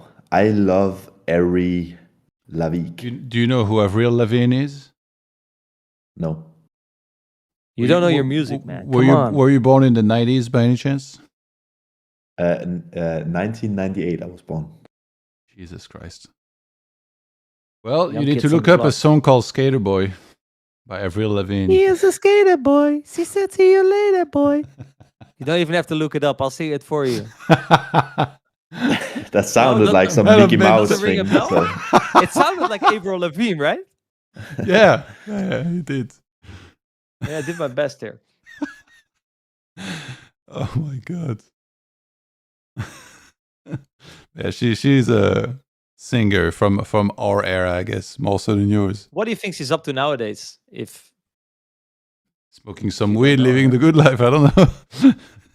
I love Avril Lavigne. Oh wait, I put I love Avril Lavigne. Obviously, I can't stop big poker. I just need to type in Avril Lavigne, singer, songwriter, and actress. I have to admit, I did have like some sort of crush on her when I was younger. She has something. Everybody did, I guess. Hey, we got used in the chat. What's up?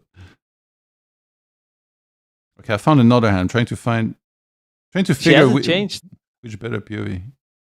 What do you mean she hasn't changed? Isn't she like 50 or something now? 41. I mean, Okay. obviously she's changed in terms of that she got older, but still like the same look. I've never seen her before. Never.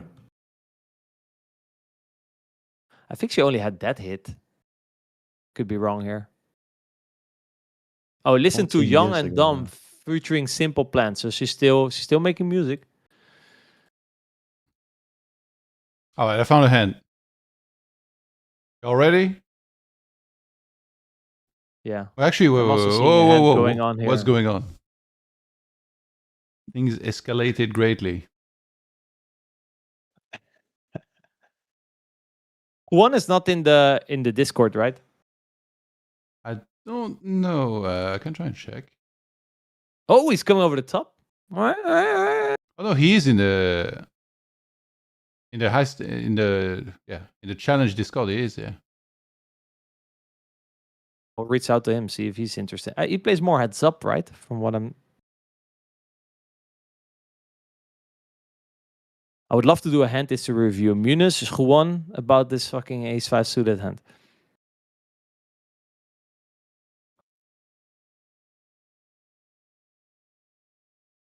And then Juan is there. Oh yeah, I've actually Pretty been quickly specializing jammed. in multi-way deep spots. Wait, so what just happened? King 8. What the hell? Wacko, are you watching on YouTube? Yeah. If you're watching Delay. on Twitch, the delay is less. All right, then let's go straight to Twitch. Yeah, because you gave a response before me. Yeah. I mean, I made the same mistake yesterday, so All right. But Twitch for me is a bit laggy. Let's check. Wait, it was on the show table, right? That hand just happened, or was it another? Yeah. He showed the bluff. So let's. Was it like a take look. free bet pot cutoff versus UTG or something? No, it seemed more like a single raise pot. He flats king 8, cutoff versus UTG. Or he opened. He just opened, I would imagine. Okay, I got it. Here, replay it. Yeah. Finally bluff. Sick play.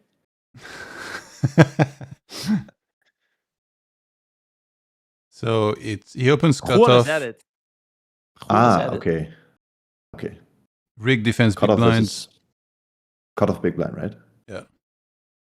And he continues 40%. Call on 10-7-6 turn 3. He goes 75%.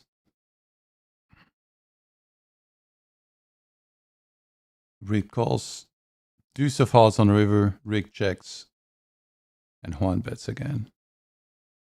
Raise. And oh my god, like what's your full equity here? Well, Yeah, and Rick deck he tank fold, so he had a hand. So yeah, he probably folded had some something kind like of two pair or something. Yeah. What the Like hell? a 7-3 of diamonds or something. There's like 3.3k or something to win. Yeah, but, 20K. whoever bluffs. That's crazy. Feels a lot like tens.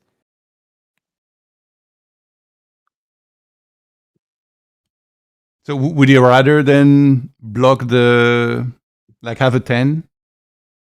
I don't think so. I think you want to No, I mean- unblock 10-6 or 10-7 or 6-7 and Yeah. like having the 8. I think that's better in this spot because that's what you want him to fold. You know? Yeah, you just want unblockers, right? I don't think the 8 really matters. I mean, I guess he should slow play 8-9 to some degree, but he probably just jams river. Yeah, it's weird that he doesn't jam, that he goes for that like smaller raise and leaves himself with that behind.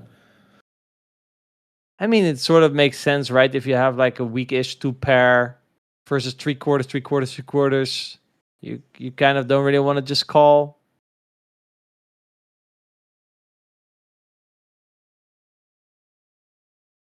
Basically, Juan is a sicko. Because like the line is already a bit different than normal, right? Or at least quote. Like I think a lot of the hands that basically now took the line that Juan took, like that amount of money in the pot, probably prefer to just bet like half pot flop, over bet turn. And usually check river, but on a deuce you can probably jam still. Yeah, well, I was thinking like since that one choose like B40, B75, now the river, I think he value bets ace 10 plus. Yeah, You think? exactly. So you have to raise your any 2-pair. Yeah, I was just thinking like if you're rigged that if he has ace 10 plus on the river, I think your 2-pair is okay jamming. As a jam, you mean? Yeah, maybe. I'm not sure. But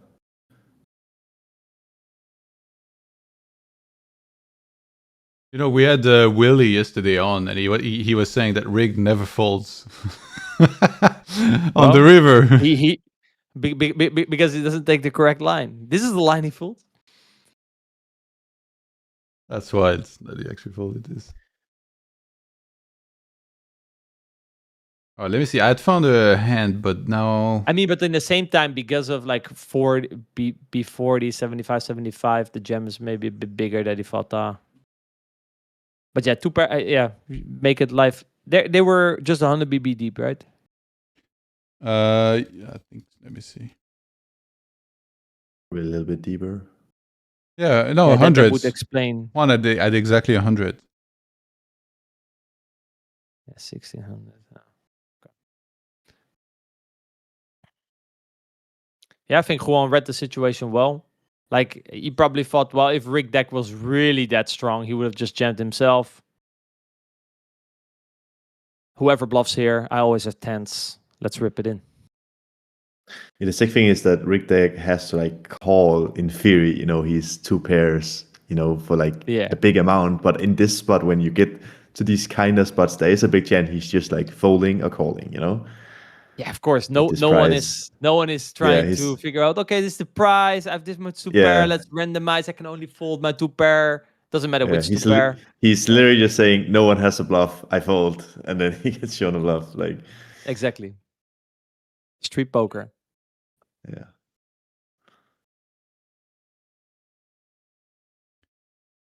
I don't know how to find back the hand that I had earlier. Okay, let me look for it again.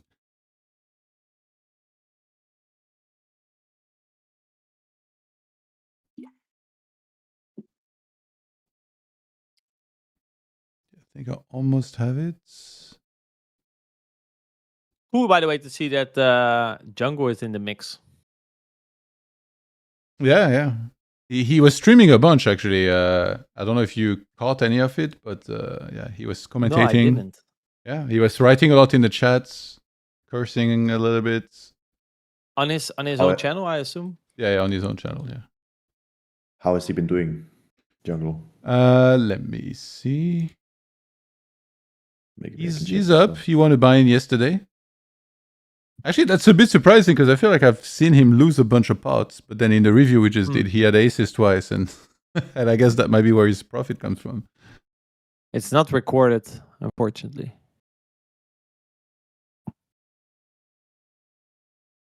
All right, I found another hand. Rigged as aces without a club. Ace of spade, ace of diamonds. And is in the big blind. Ace of spades, ace of diamonds. So 2 aces, no club. Hummingbird opens the hijack. Rigged has... Well, actually, Hummingbird has 105 bigs. Rigged covers. Rigged goes 12. And Hummingbird calls. Queen, 6 deuce, 2 spades. Waco, take it away. We have ace spade, ace club? Yeah. That's rigged? Yes. I mean, if you ever want to quote slow play something, is this one, I think. But just starting with the CBET's fine. And then checking the turn using. Do you just do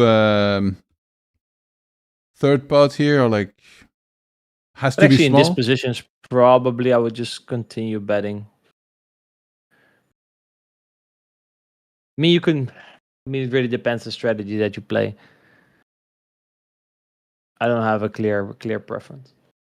I would guess that, I mean, like check and betting for like a bigger sizing. This is big blind versus hijack, so you're not gonna have too much like 10s and 9s and not even that much jacks, right? So or queen X. Like if you drew it from the small blind, you have king queen off, ace queen off.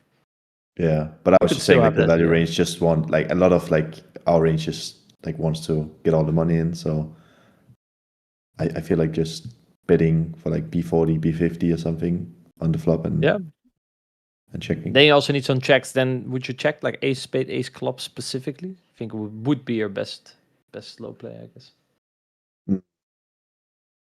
I guess there's two things to it. Do you think like if you B50 with that hand, you make his ace king with no spade fold? So like that's kind of a win, right? In that sense. But we have aces. You don't want him to fold ace king, right? Oh, I thought you said ace king. No. We have aces. Aces, spades. Yeah. So the best slow play somewhere, basically.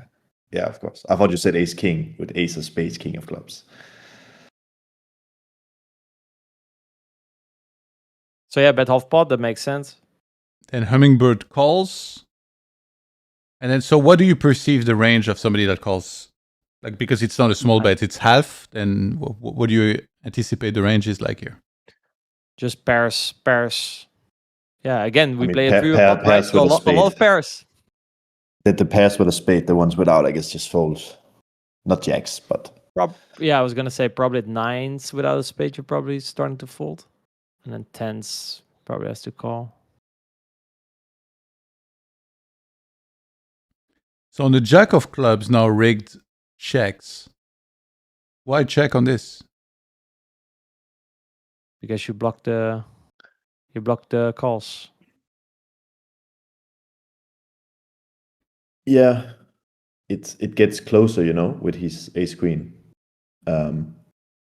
So. And you probably want to get the money in now, right? You want to probably go for a check raise versus a queen. Yeah. Loves shitty rivers.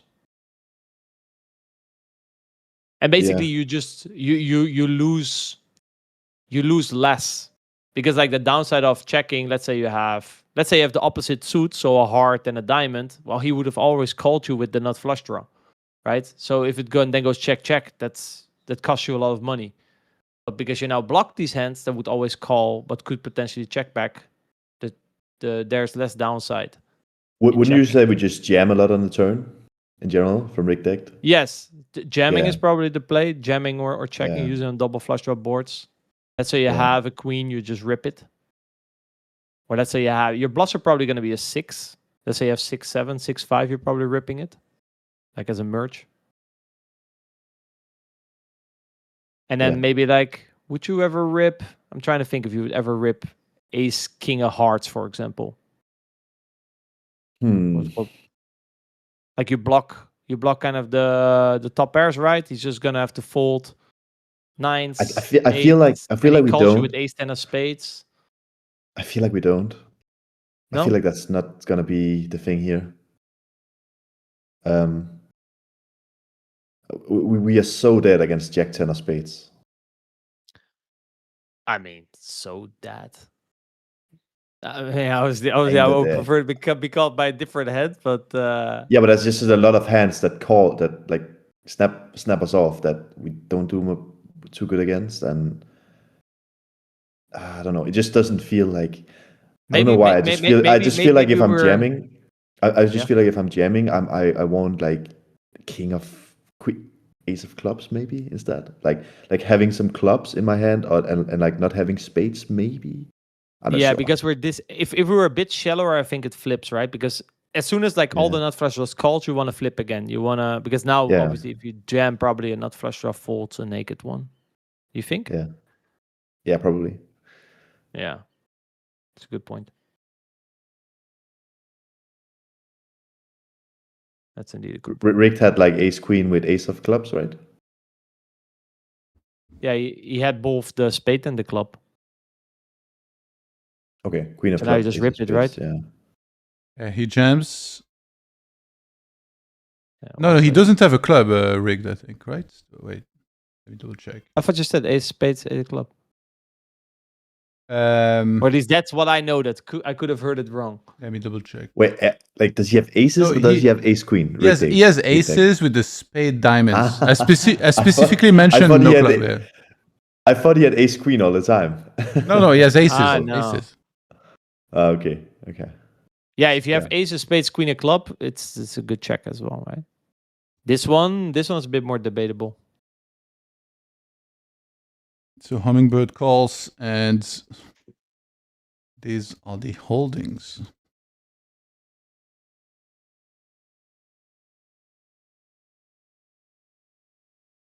Yeah.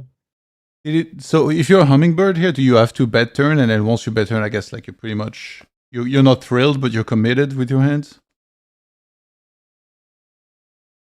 I mean, You don't have to just bet. get a lot of value on the turn, and when he jams, it's like, okay.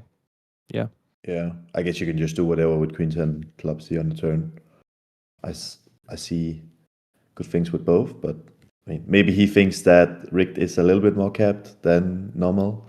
I guess the more standard play would be to just jam in rigged deck shoes on the turn, but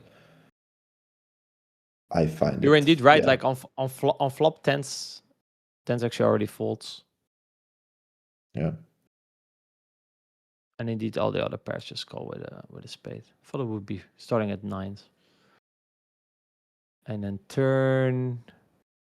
Yeah, turn is mainly a bet, actually. With ace, indeed, like the ace, queen, ace, a spade, queen, a club, that's like the primary check.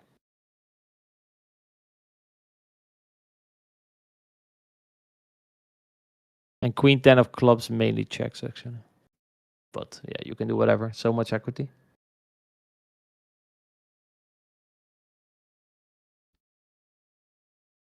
Aces never holds.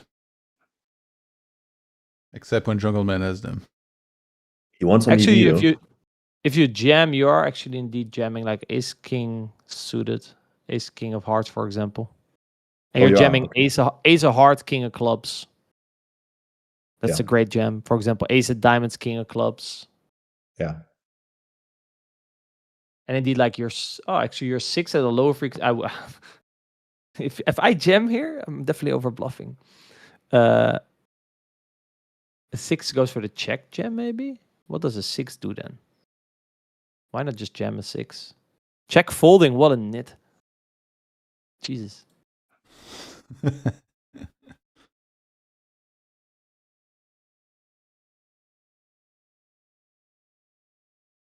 I mean, to be fair, ace queen should sometimes fold to your jam.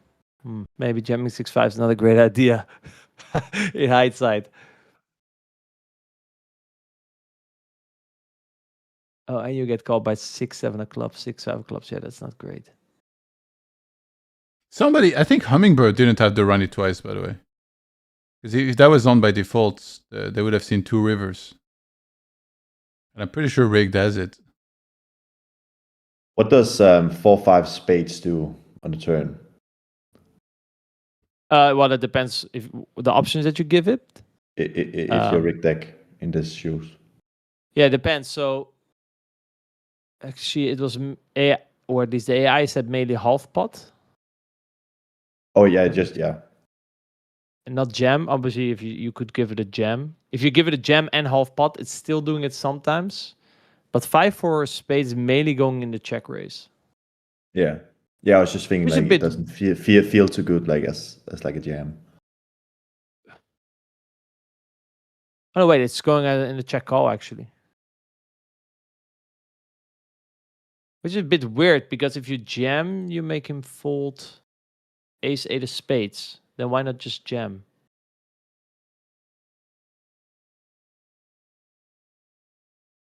I mean, it is plus EV, not high EV. I guess it's just too big. Oh man, jamming here is quite torchy actually.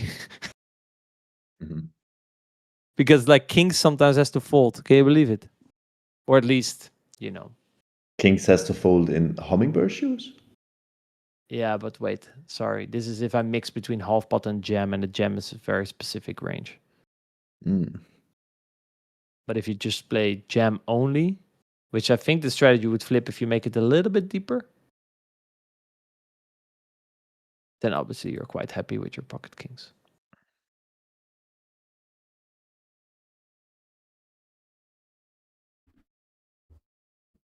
What have you been up to lately? Grinding tournaments, cash? Yeah. No, only cash. Since WCube, I've only grinded cash. I just moved into new apartment 3 days ago, so enjoying that. Buying a lot of new stuff. So yeah, I was thinking about going to Prague, but I think I'm not gonna do it.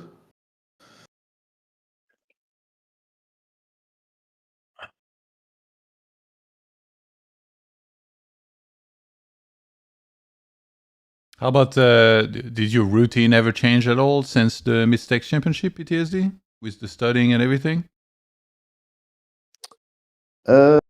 No, I guess I just have kind of the same routine. I'm usually just waking up and starting out with studying and then playing afterwards. Yeah. That's kind of it. And then having some breaks throughout the middle of the day, maybe studying a little bit more, playing again. So you review the hands from the day before when you wake up? Yeah. Do you feel like they're still like fresh in your mind on the next day? Yeah, usually if it's the day after. But like I enjoy it the most if I like kind of remember what I thought was interesting in the hand. Yeah. You know, sometimes that's just like something that feels interesting and you want to just, study it. And that's also why if I study like after having a session, throughout the middle of the day, that's like usually if I find something if I find something interesting, I just want to look at. So yeah, it's nice.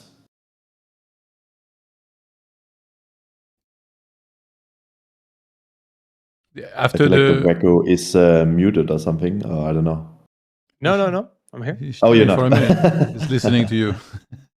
Did I you thought Just so. giving you the room, man. In the podcast, I've learned to listen. So Yeah, this is not a podcast. You can talk shit. true. PTSD? Did you feel like after the mid stakes championship you had improved, like because of the show tables, the volume that you played, everything? Did you feel sharper because of the that whole month that you spent grinding that? Mm,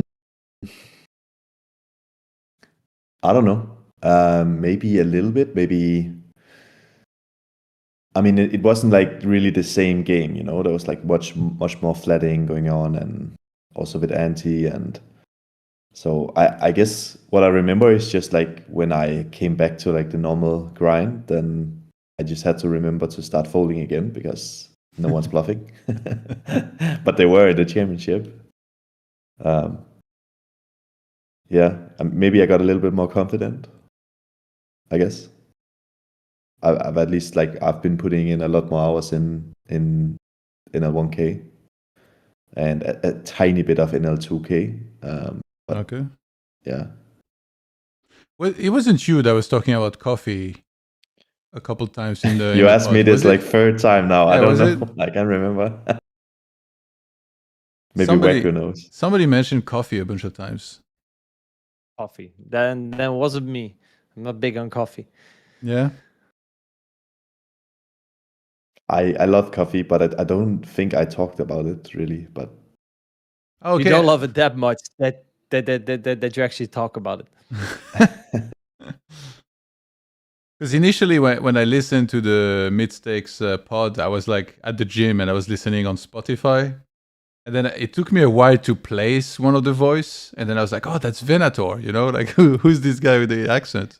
Yeah, actually, we got that feedback. Like, if you don't, because obviously, we kind of edited everyone behind each other. So if you only listen, it can sometimes become a bit confusing to know who's talking. Well, no, it was like with 4 different guys, so yeah, it was a specific one, yeah.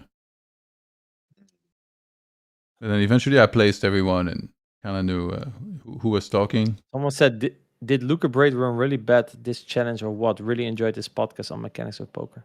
Thanks, buddy. Actually, unfortunately, we had to take it down. Actually, we had to take down a lot of podcasts because there's some shit going on in Austria. some shadow You heard banning that? on YouTube or what? So in Austria, apparently, there's like some course. How do you say it? Kate courses. Yeah. What the fuck? Yeah, am I saying that correctly? Like they're going to court. Losing players are suing winning players to get their money back or something. And apparently they have a case to the law. So I started to get message from everyone living in Austria if I could take down their podcasts because they don't want their name to be on the internet. Oh, that's crazy, man. I didn't. Yes, Wait, losing players? I had What? to take down like 8 podcasts or something. Wait, what's the court case exactly? I don't know exactly, but apparently there are some cases running that losing players are suing winning players. Yeah, just that. So, but like specific kind of players that lost to specific players, or like losing players as a whole? something like that. Okay. So I guess, or they could, I don't know exactly the details, but it was somewhere around along those lines. So everyone, obviously, for good reason, is cautious, right? Everyone goes in hiding until this case is over. Yeah, that's wild. Yeah, but if the losing player is winning that case, then like how can they keep staying in Austria? Like, no, yeah, I mean, yeah, it's a very, very, very good question. yeah, I have a very close friend living in Austria. You can ask him. I mean, I suddenly started to get messages from multiple people, and I was like, okay. I mean, it happens sometimes that people ask me, oh, I'm trying to get into this live game. Could you maybe take down the podcast, something like that? Or like, oh, government is going after poker players in my country. Could you take down? I think I've taken down probably more than 10 pots. Yeah, unfortunately, because some of them were really, really good. Yeah, that sucks. Also, YouTube. So but dedicated listeners will have already listened to it, so it shouldn't be a problem. But haven't YouTube also like done some banning of poker content and stuff? Have you faced any of that? Oh, here, the Austrian Supreme Court recently ruled that winnings acquired at an illegal online gambling site must be returned to the player. On And I an think illegal? everything is sort of illegal because it's not legalized market, right? No idea. I don't think so. Sorry, what did you ask? If you have faced any sort of shadow banning and stuff from YouTube with your No. podcast? That's at least nice. Some age restriction stuff, but other than that, nothing. I mean, yeah, you're also just talking. You're not really like showing poker hands. I mean, some of the hands, of course, but yeah, but like in my last couple of videos where I was basically doing hand history reviews, no restrictions, no bans, nothing. So happy about that. So far, so good. That's good. Ovoid in the chat asked, was the mid-stakes championship all anti-tables? So it was all show tables, and the first week was non-anti, second week was all anti, and then it kept alternating like this. So a very different format Go antis. to high stakes. In the meanwhile, Jungle building a pot. Was it 3-bet pot probably? Half pot, half pot.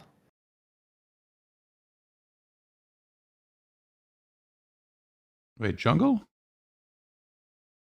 Yeah, right. Gary Wu is Jungle, right? No, Jungle is Cherry Blossom. Oh. Cherry Blossom, Gary Wu. You can see the confusion there, right? This is 3-bet pot, small blind versus button. Not a bad river. Oh, damn. Snaps it out. Queen 9. Got there. Yeah, seems like a cooler at first sight.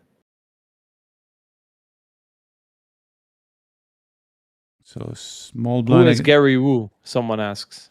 Do you know? I think this one I'm Gary not Wu sure. is just Gary Wu. Yeah. I think that might be his nickname. But yeah, small blind 3-bet versus button. Oh, and surprisingly no jam on the turn. Big bet, by the way, Queen 9. on the flop.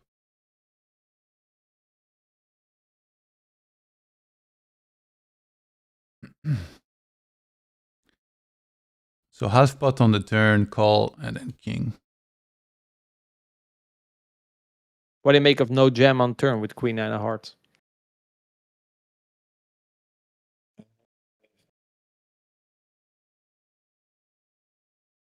I guess that's okay.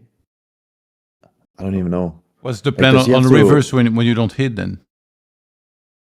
If he checks? Yeah, no, if you call with Queen 9 of hearts on the turn as rigged, then the river's a blank. And you get checked, so yeah. Then you're always jamming, and you're just jamming you're just jamming a 10 because like Gary Wu is just fast playing his value. So like you essentially just like jam like so much. Let's say Gary Wu had ace queen or something, you're not pretty fucked. Whereas if you jam turn, I mean that's a nice thing. I mean you have some fold equity, right? Ace 4, you can maybe fold out some mergey 5x.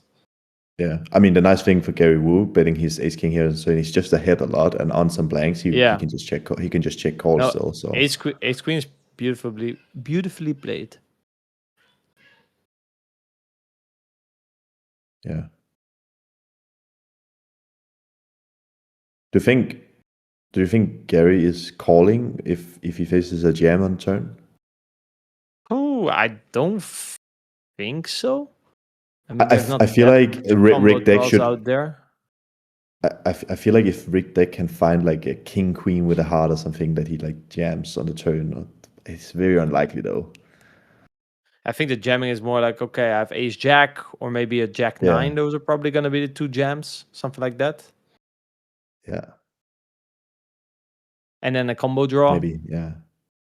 Would you ever? No, you're not gonna jam a. I mean, maybe just like if he has Jack 10, he's just fast playing as well a lot. You know, like there's a lot of rivers that can sort of ruin the action and Gary can have a lot of equity.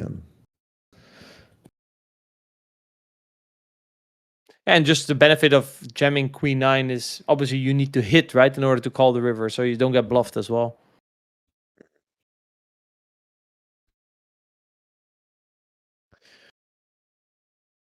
Fold out king queen. No, king queen's not folding. The turn sizing from Gary feels it feels a bit weird, right? I feel like you just went want to 3/4. jam. Yeah. It feels like you just want to jam turn. Yeah, Well, either you go half pot, or like. No, I mean it is a bit of a disc. I mean it does. If it was rainbow, I definitely think this is good. But I still think I think you jam more on like when it gets a bit more connected. Like it turns an 8 or something. You probably have jams or a 7. Mm-hmm. Yeah, what are you balancing ace king with if you jam then? With the overpairs that you might play like this as well? Yeah, exactly. The bluffs are not too hard to find for you if you're Gary Wu. Yeah. And ace king is usually like the best sort of mergey type of bluff that sometimes get calls by worse. You have the best blockers. It's similar to like bluffing ace king on that other hand, right? The queen 6 deuce jack.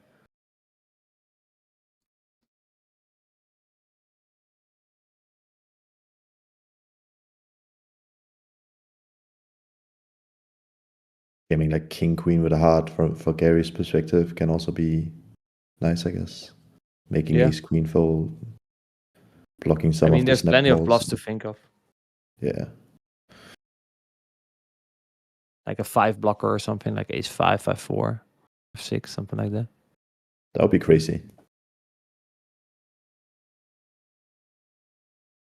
But those could also check jam. Yeah.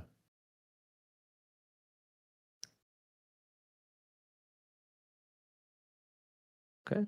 He did win like he did win kind of big on the flop, right? So the guy, like, you can sort of define buttons range a little bit easier in that spot on the turn. That's like, let's say he just went B40 or B40, B50, like the guy would still have some 9s, 8s, 6s, 7s, I guess. And now when he goes bigger, it's like he has more, like a gut shot and 2 overs, or like a straight draw, a pair, like a pocket, like a 10 or a jack on. Yeah.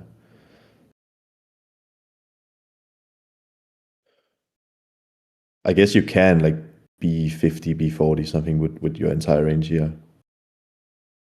Yeah, for sure. Yeah. I would personally not really upsize this board. I mean, if you could even call this an upside.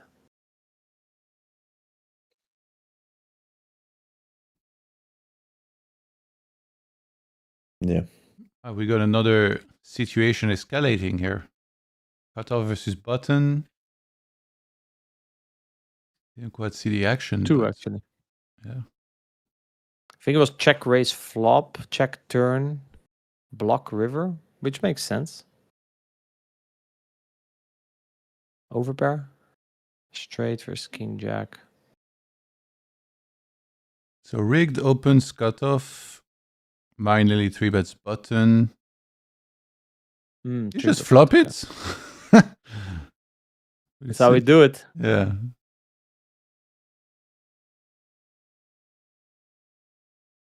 Interesting choice of sizing now actually on the river. I thought he was the initial raiser. Then I think it makes more sense to pick this sizing. But now you probably just want to jam river, right? I don't see why you would downsize. Because on the flop, you're not really check raising. Like, you're not really betting a jack. You're saying that you have... Can you think of a hand that wants to bet this size? I don't like this size at all. Like, he has to be super sure that Marinelli at least always jams. He's like, let's say Marinelli like checks back queens with another diamond. Like, he has to be so sure that the guy always jams and always also finds some bluffs. Yeah, I would just jam, I guess. and like it's But not also too in terms hard. of It's like not too hard for him to find bluffs, So yeah, and on Jack 8-7, you're not in a 3-way pot out position. You're not like, oh, I have Ace Jack. Let's go check raise and try to get some money, right? Your check raising range is more and towards. Marinelli probably like pure calls his King Jack here with King of Hearts, I think. So Yeah, like exactly. he kind of misses. Yeah, you can just have like some Queen 10 as a bluff, something like that. Yeah. Yeah, I don't really get this either. If he has like jacks, maybe that's okay, I guess. For the same reasons that if Marinelli is gonna be jamming the overpairs, but you're probably not check raising it on the flop, right? You block, I think, too much of the calls. yeah. Yeah, not really sure why this this river bet is basically designed for Jack 10, but you're not betting Jack 10 on the river if you would have check raised it, and you're not check raising Queen Jack or King Jack or Ace Jack. I guess Ace Jack. If you would now show Ace Jack, it would be like, okay, makes sense. If you would have check raised that on a flop, this sizing seems reasonable. But yeah, just rip it, I would say. Yeah. Or he thinks Matt's always folding, so he's like, I'll rip it when I have a bluff next time.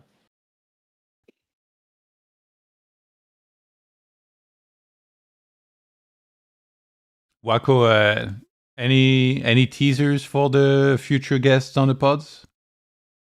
Actually, I will post. I'll post one today. We haven't posted actually in a long time, but that was because when we started to have some guests again, our editor took a month off. So, and I kind of misplanned this, and I was doing this hand history review videos. But I have, I'm posting one with Justin Saliba today, which is, I don't listen back to all the episodes, but this one I had to watch back for, to make sure everything was edited properly because there were a lot of edits in it. And for me, it was probably one of my definitely top 10, maybe top 5 episodes. So definitely recommend checking that one out. He's American MTT Pro, right? Yeah. Great mindsets, very willing to share. Shared actually a lot of strategy as well. Very open guy.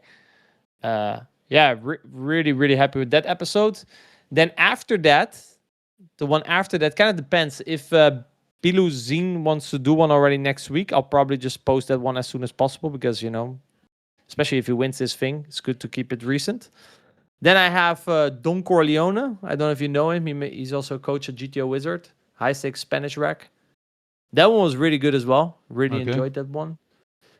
Then I have Seth Davis, like American high roller MTT guy. I also like that one. I mean, I'm going to basically say that I like them all. So we have actually can't wait for you to say that you don't like a podcast that's coming out. I recorded also one with your buddy, with Federico. Yeah. You didn't like that one? Love, right? No, I like that one as well. Yeah. You didn't mention it though. Yeah, to ask you. No, because it was you who recommended me him, right? Yeah. So have you ever considered? So, and then I reached out and we made it work. So I recorded that one, and I recorded one. I mean, I have recorded a lot, so we have a lot to post. And I did one with Sam Greenwood, very nice guy as well. I'm very proud of you that you actually got to record like a podcast with him. Why? Because he's just, like all over the place, and like sometimes he's sleeping, sometimes he's not sleeping, and Really? I mean, I don't know any. I didn't know anything about him. He's not the most structured guy. I think he would admit that himself as well. He's more of a creative. He's I can find myself in that. So those were all the guests that I've already recorded. Like I said, we've been a bit behind in terms of posting, but that will change starting today. I hope I can record with Biluzin, aka Pedro Toledo, next week, and then I'll make sure to post that one ASAP. Other than that, I'm still in talks with some others. So keep an eye out. It's gonna be nice. Good. It's funny. I definitely check the one with Justin Saliba in general. Like specifically, I thought was I think obviously I think all are good, but that one specifically I really liked. Is it more catered towards MTT players, or it doesn't matter? Nah, it doesn't matter. Okay. I asked for a teaser, and then you gave us like the full schedule of the podcast. Yeah, I love it. There is some big names in there, so Yeah. So if you look at the leaderboards, then what are the? I mean, there's the obvious, right? Kevin, Davy. You mentioned Lumberjack, but then is there anyone else you're looking to try to get on the pods? How about this shit confusing? 285 hands and he won 6 binds. Yeah, let's talk about how he did that. Hell of a story, right? No, gewoon Roman, I would be interested. Yeah. If he's listening. Art Papazian is in there.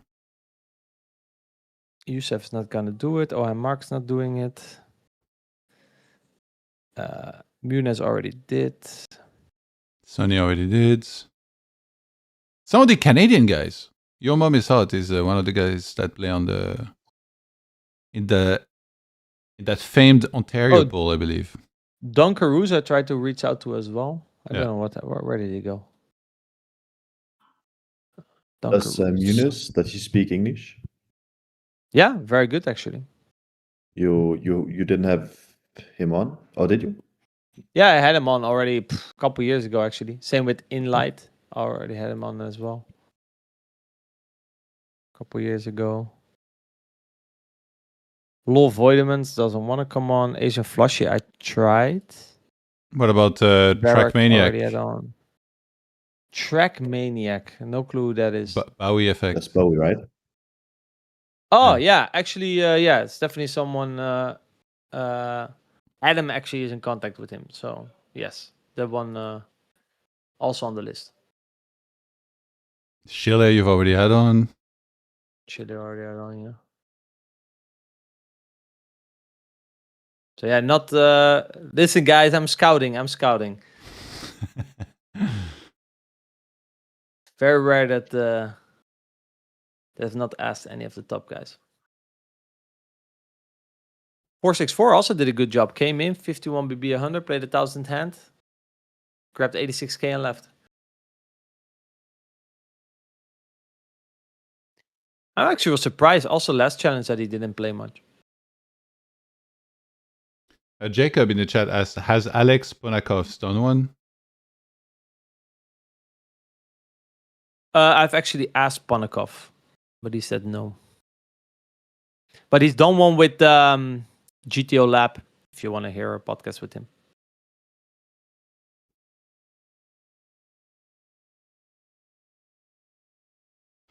What about Leon Sturm? Leon Sturm.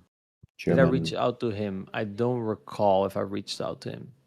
He's also been on the GT Lab podcast. I try to not overlap too much. Try to look for other guests first. Who does that one? Actually, in the beginning it was Jeff something, but I think now they kind of their whole crew kind of does it. So Daniel I don't think Leon has too much with it, like to do with it. I think he does a little bit, but like he's mostly. No, yeah, I meant more like if they've. I prefer to look for guests who have not done anything, but. Yeah. Yeah, PCP or PPC, sorry. Rigged is one of the names that Wako already mentioned that he talked to. Stefan Podcast, Sidra says. You haven't had Stefan, have you? No, but what's Stefan up to nowadays? Actually, I asked him. I was in touch with him, and then we were gonna do it after the championship. But obviously, since he finished last, I haven't heard from him. I don't know what he's up to after. Does anyone know what he's been up to after the beatdown? Yeah, I have no idea either. I haven't heard. Hope he's okay. Yeah.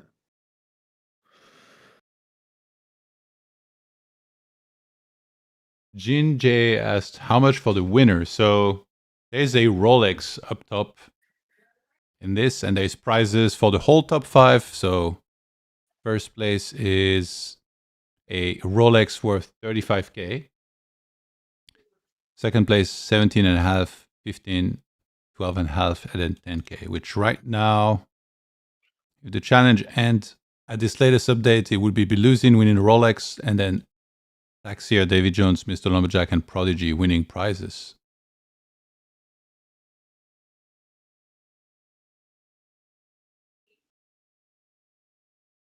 Yeah, Prodigy's in the prizes. It's really sick.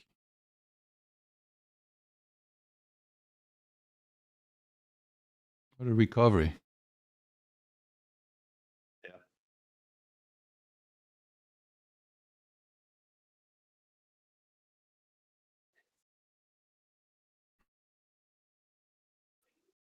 I feel like on the right table. Yeah. It's interesting timing, by the way, for Kevin to go to Japan to ski because he was leading, now he's not. It's like, kind of like the pressure is on, right? If he wants to actually play for the title. I mean, he probably has other priorities, right? Well, maybe he shouldn't.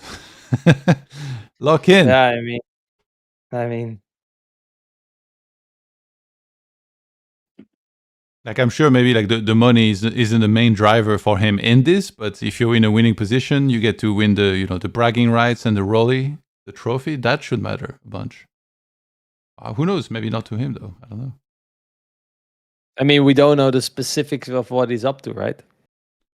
But there, No, we do. I mean, I agree He with said you. Like, if I would be in his shoes, it would be very hard for something else to take priority. But yeah. I mean, yeah, I know he's in Japan and he's skiing and he has some live game, but other than that, you don't know. You don't know what live game it is, with who, or how big, or what else is at play. Yeah. But he can play from a laptop as well, right? Yeah, he can play from a laptop, but Well, actually, that was very interesting. He even said he can multi-table it because I was saying like, yeah, if you don't have a monitor or something, and apparently he's so used of playing like this, where what is it called when you don't tile tables? They're like stacked on top overlap. of. Yeah, so he can play 8 tables overlapped. He was saying on his laptop without a problem. He's used to it. Isn't that sick? I don't know about you guys, but I feel like it's much harder to play like this. That's pretty crazy. If it overlaps too much, then yeah, then it sucks for me. But if it overlaps a little bit, then I can do 8.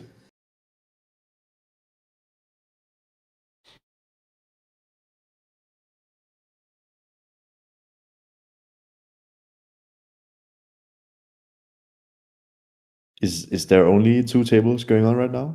Yeah. Or is it yeah? I think there was 3, but then one of them broke. Yeah, the action is like really random. Like sometimes you'll just have like 3 people join now, and then suddenly you have like 6 tables running. Mm. It does seem like, every like player kind of has their like sleep schedule shift into the night. It does seem like a lot of people have that right now. Like they started playing really late, so they went to bed at like, like silly hours in the morning, and then now because of that, the action started beginning more like later in the afternoon or in the evening again. One sec.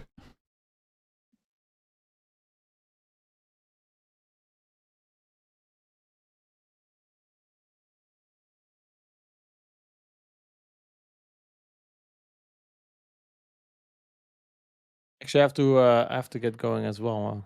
I think Johan went to grab the door. Yeah. All right. I will say goodbye. I'll wait for him. Okay. I'll wait for Okay. him to come back. I mean, I do have to go as well in 20 minutes or something. So maybe he's also closing the stream now that when it's only 2 tables going with 3 people. I'm back. I was just saying, Johan, I gotta get going actually. All right. Yeah, thank you for being on. And if you want to drop by before the end, even spontaneously, you're always welcome to. You're one of my favorites. Yeah, let's do any shout outs or like tell us what you got going on that you want people to check out, where to follow you, all that. Yeah, mechanicsofpoker.com. Mechanics of Poker on YouTube. Got a lot of podcasts coming out. So yeah, make sure to check those out. And yeah, you're doing a good job as always, and I wish everyone best of luck. I'm rooting for my boy Kevin. Hope he finds some time to grab back the lead. If not, I'm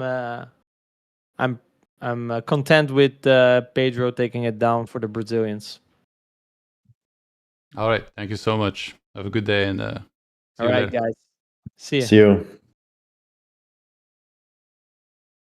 I also do have to go in 15 minutes or something. Okay. I don't know how long you're gonna go with the stream. Yeah, probably a bit longer. There is another guest that's gonna join soon, so I think even if we don't have the tables running, we'll probably go over some hands like in the read player. How's your grind been, by the way? It's funny, like you just like randomly stop your tables and then join us. Like, I appreciate the dedication. I feel like not too many people would necessarily do that. Like, no, yeah, but like I had like a nice day, and I have to go anywhere soon. So I just feel like it was nice, just like stopping, like being up, and then could just chill before leaving. So yeah, I do this sometimes too when I play live. It's like my friends invite me to do something. I'm like, no, I'm grinding, and then I do really well. I'm up a couple of buy-ins. I'm like, you know what? I'll join you. Lock up the win. Sure, why day. not? Like, why not? Like, you don't have to be, this kind of robot that have to play like, blockers is gay propaganda. I like gods. in light. I see what he's writing and I like it. Yeah. Hello? Hello. Hello. How are you doing, sir? Doing great. How are you guys? I'm excited. Doing good. Pretty good. So how to say your nickname? Is it Schrodinger's VPIP or VPIP? Or yeah, VPIP, like just the term. Like, it is what it is, the term. Yeah. Could you introduce yourself then for the viewers that might not be familiar with you, maybe? Yeah, I'm a YouTuber, I guess also a streamer. I play GG in Ontario, Canada. And yeah, I play around 2K, 1K, and right now I'm doing a bankroll challenge. So yeah, I post like play and explains on my YouTube. That's like kind of how I have subscribers. So yeah, that's about it, I guess. But what's the that's how I exact describe myself. What was the exact bankroll challenge you're doing? Not to a certain goal, but I basically started at 100 NL in my pool, and I'm currently I've with $4,000. Now I'm at like 28,000, like over 2 months, I guess, but nothing crazy. But God damn! just building a streamer role. What do you mean nothing? Building a streamer bankroll. That is the goal. Okay. But mainly it's been fun streaming. It's been challenging though. I'm not going to lie. I have a lot of respect for these people that are showing their hold cards and playing like very high stakes. It's, yeah, it was definitely took a while getting used to people being able to actually see what I was doing. Oh, was that my phone? Oh, I set an alarm for the thing. Dude, I thought it was time to wake up first. I was like, I might. Bro, I originally had an alarm planned, and oh my god. Yeah. So what's going on right now at the action? We have 2 tables? Yeah. There's not that much action. I think like we can just have a casual chat and then maybe review some hands from the replayer. I can load up any hand that happened like any time between last night and now, which is a lot. So yeah. Oh yeah. I'm sure there's some big hands. So you only play the Ontario pool, or you play elsewhere? Yeah, I played a bit on ACR. There is ACR playing experience. I stopped playing there recently, or a while ago. But yeah, at one point I was actually kind of sunrunning on ACR for a bit. But yeah.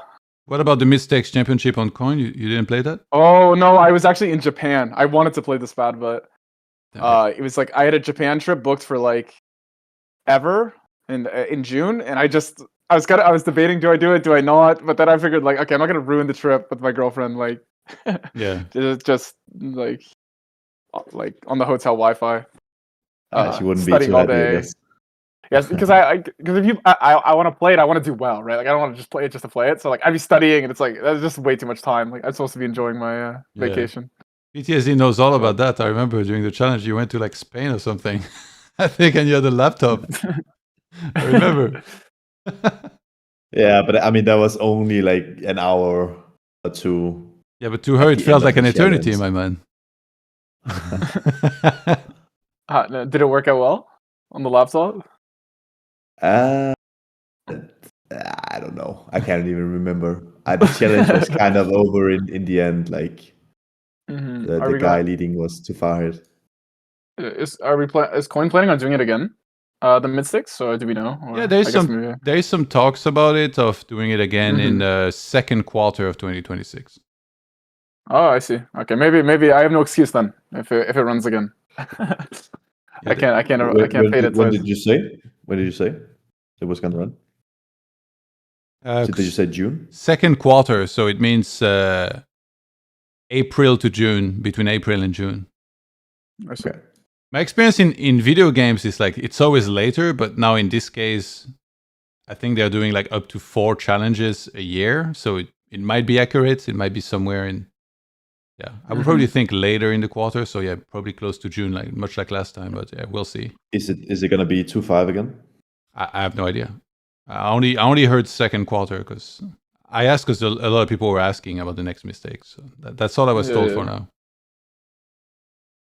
Yeah, we need to get you guys back to battling, you know? Yes, Yeah. yes. You also No, need in a to year, fix- in a year I'll be at this one. Let's go, man. Well, with your current bankroll challenge, yeah, you're getting there for sure. Exactly. Bankroll to cash game Rolex. That's actually the end goal. Yeah. Are you familiar with PTSD? No, I think so. I don't think so. Yeah, he was one of the players that played in the Mid Stakes Challenge, and like we had on stream many times, and he also did the Mechanics of Poker podcast with some of the other players that played the Mid Stakes Challenge. Oh, I see. So you crushed it, I'm assuming, then. in the beginning, I did. Oh, I see. the ending doesn't count. The end was just run bad. Hey, you ran normal and then you ran bad. It's unlucky. Yeah. Yeah, actually, then I got a question for you, Schrodinger's. Like, there was the format was different in the Mid Stakes Championship. It was 1 week regular table. All tables were show, by the way. Like in high stakes, it's not like that. Only half of the tables. But so 1 week was normal tables. 1 week was anti tables. So what would be your feelings going into something like this and playing with antis potentially? I like mixing up the format. I like playing anti. I like it. So personally, I think it's a more fun format. I like playing heads up. So not that I'm like some crazy heads up player, but I just enjoy playing it. And anti is more wide range, more offsuit hand. It's just more spots, I think. So I don't mind it. Also, it's just more different formats. I feel like it's nice for the person trying to really grind the challenge. I feel like you gain a lot more EV than the guy who's just getting on. If there's different formats, you'll get more rewarded for studying and or not just studying, but just like being creative and working on your game. And you, PTSD, having a background playing MTTs in the past, do you feel like that helps you a lot adjust to anti format? I don't know. I feel like it didn't, but it probably did. I have no idea. I did find it fun. I'm a bit indifferent actually, whether it's gonna be no anti or anti and whatever. As long as it's no rake, then that's nice. Exactly. Yeah, no X, the big one. We have an overbet here, by the way, from Gary on the river versus rigged. Piques my curiosity here. What do we have? And he's tanking. Repping a queen. Last night rigged. I don't know if I'm guessing you guys probably didn't see, but he made a massive jam. No, I saw. I didn't see it. I saw that he's coming back though. I saw. Challenge. I don't remember exactly the amount, so I can try and find it actually and show you guys. Let me see. I think it's That's crazy. It's on the YouTube. Let me see. Because I started adding timestamps to the VODs on YouTube, so I think I might be able to find this one. That's an interesting hand, the last hand. You like tank kings for a while. Yeah, I'll bring it up. First, let me see if I can find this one.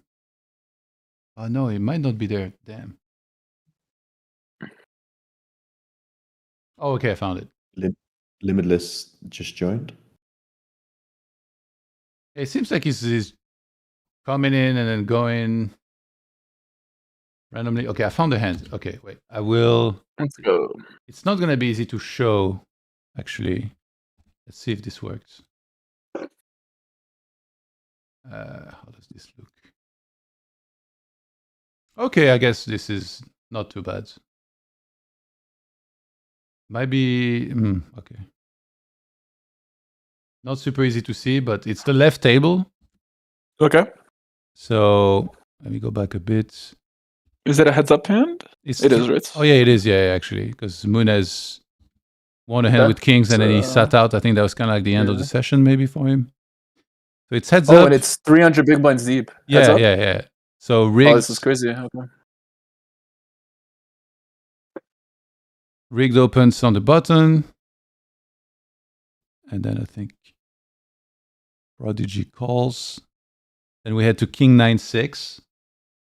Mm-hmm. Yeah, I think the pot is like not necessarily big going to the river, but it's on the river that it gets crazy. Prodigy actually has this heads up, yeah. So he bets 40% on King 9-6. Is that like a level? Sorry? No, I do this as well sometimes. I'm literally in a hand and it's so confusing. So I'm just asking the chat, is this heads up or is this like whatever? Yeah. People always like answer, you know? Yeah. I wonder if it is a tell, because it does give off like a little bit of a pre-flop. Like, you will defend it way differently if it's heads up. So. Or not way different. So turn is a 9. Yes. And it goes check. River is a king. And now there's 900, 9 big blinds in the middle.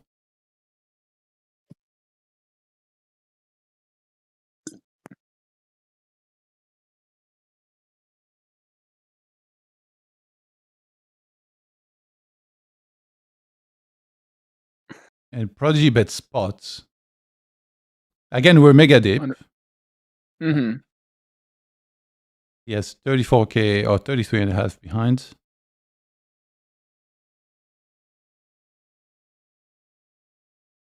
Rigged thinks for a while. And rips. This is absurd hand. Well, it's just... Is the idea just being like you have pocket 9s and the other guy never does, but Pocket 9s and pocket kings. Yeah, but he's never calling a 9, so the king is like, this pocket kings doesn't even matter now. That is true, yeah. It's just you're just free rolling him, I guess, because you don't want to pick another size. I don't know. Is that crazy? I'm sure Prodigy just calls the king every time here, though. Yeah, because... Yeah. Would you ever fold the king? I don't. Yeah. I guess it kind of makes sense, right? Because if you raise any non-all-in size, villain probably will just only flat all his king X, right? Like in theory. Yeah. Because there's no point of him rejamming it, right? So it makes sense to probably play a jam size. Like, because you had quad 9s here, like, this would be your size, right? You can't play anything else. I think. So either Prodigy is losing to quad 9s or chopping with a king? Yes, I think so, right? Yeah, assuming as a king, yeah. So like how let's say... Oh, you go. Go ahead. I was saying he goes to 150 big blinds, like Prodigy, or 100 or 50 big blind. Prodigy's never going to jam a king, right? He's just going to call it, right? Because there's no value. I mean, maybe you go really small and then you force him to raise king X, because you could raise a 9, right? Maybe, but probably not, because Prodigy's not really repping anything when he goes pots, but trips. Yeah. So it's about the ranges, but what about the math here, right? Because then the pot would be like, he has to call 34K to win, like, what is it, like 70K or something? something absurd. Like it's like half, like pretty much. Is it 1800, right? And he's jamming 30k. Wait, no, it's like rigged jam 46, but Prodigy only has I guess 33. including it's the 900, like it's like 34 and a half close to, and there's 900 in the middle. Mm-hmm. So what he used to call like 5, 6, 7%. But the thing is, realistically, he's calling for a chop, right? Like I imagine rigged is not doing this with air, because it's just like craziest punt ever, probably. Like Riggs is probably doing this with the king, right? I don't know. It's like this is a crazy hand. It's one of the first questions you should ask yourself, like about the player specifically. Is like, is this sicko capable of doing this with, with like anything? And like obviously, you also ask yourself, like, how often does he have like actual quads? Yeah. Chat saying something kind of decent. They're saying you call king 9 and fold the rest. The issue with that is you might raise king 9 a lot on the flop here this deep. So I mean, you might not be calling enough if you call just king 9. Like, how much king 9 do you really have? Like, well, of course, you call king 9. You like, there's nothing that beats you. Yeah, of course. Mm-hmm. They're arguing that you can fold everything else but king 9. I believe that's what chat's trying to say. But I don't know. Yeah, but then if somebody, like you have to factor in, right? Like if somebody always does this with a king, and you're folding other kings than king 9, then aren't you getting exploited? Like, because for sure. Yeah, I imagine you could just like turn your brain off and just roll. Like, the weird part about this spot is there's no way it's actually being played out properly. Like, it's either just you call everything or you never call like nothing in between. Probably like. I feel like it's very nice when he just have a king. Like I don't think I would jam with 9s if I were in these issues. But like just having a king is very nice. I guess like I don't know. I'm petty. I just I mean getting paid against like when he has a 9 is also nice. So there should be something going on there, right? Yeah. I think the way the solver likes to play like certain spots like this, like.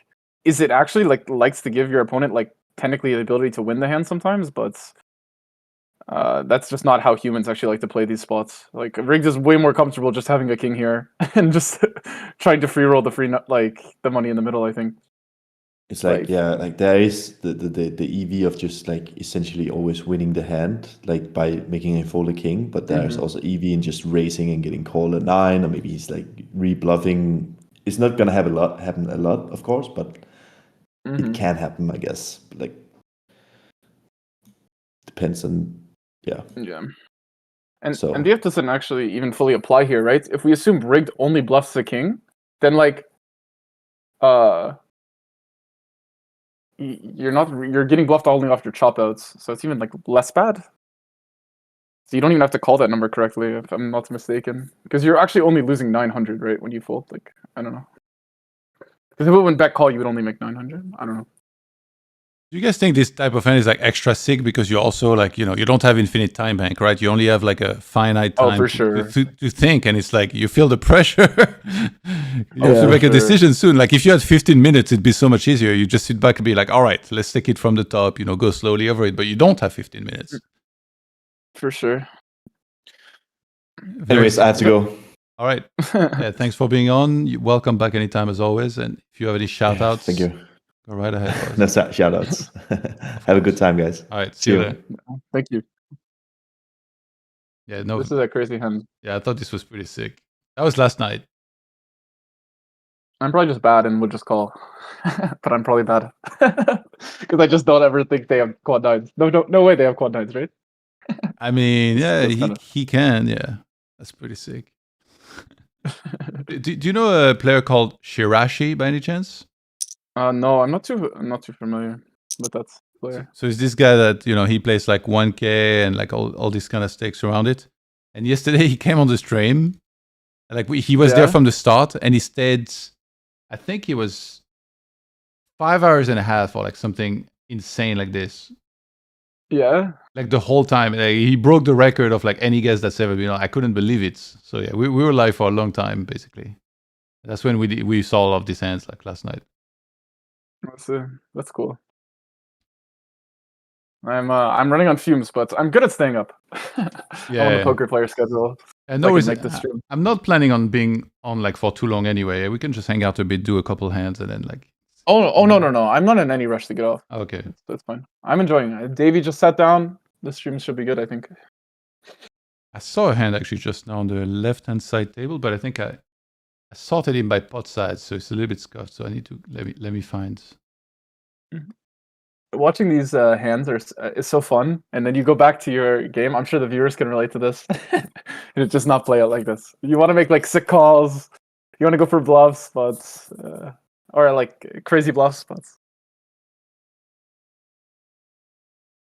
All right, I found one. Let's see. So usually we try to when we do hand reviews, we used to do like a little bit of everything, like a mystery, both hands. But then now we kind of started doing. We reveal one of the players' hands, and then we kind of. I think I'm familiar with it. Yeah, we kind of focus on their POV. So here we're gonna do Juan Roman, who has. Let me check the suits. He has pocket tens, heart spade. Okay, I'll bring it up on the stream now. So he's in the big blind with pocket tens, heart spades. Limitless opens hijack. Juan Roman defends pocket tens in the big blinds. And we heads to ace, jack, 10. He checks and limitless bets half. Yeah. So in this position on this board, like what's happening here when you have a set? I'm sure it's 100 bigs deep. Oh yeah, sorry. Let me check. Yeah, exactly 100. Yeah, I'm sure you could raise this hand sometimes for sure.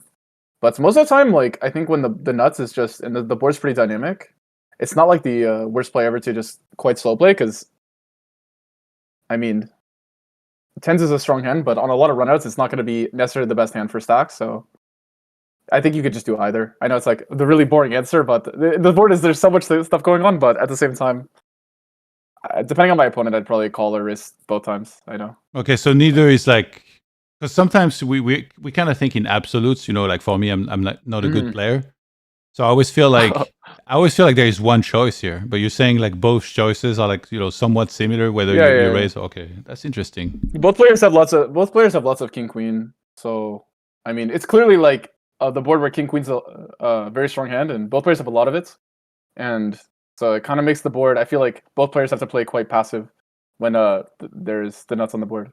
Okay.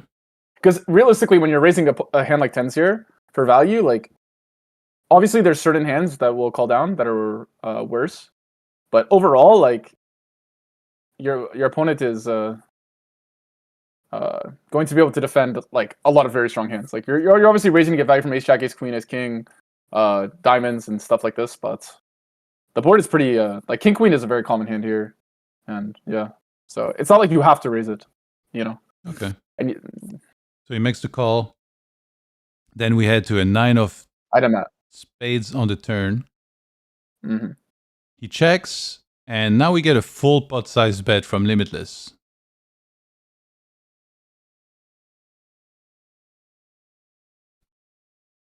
What do we think about this?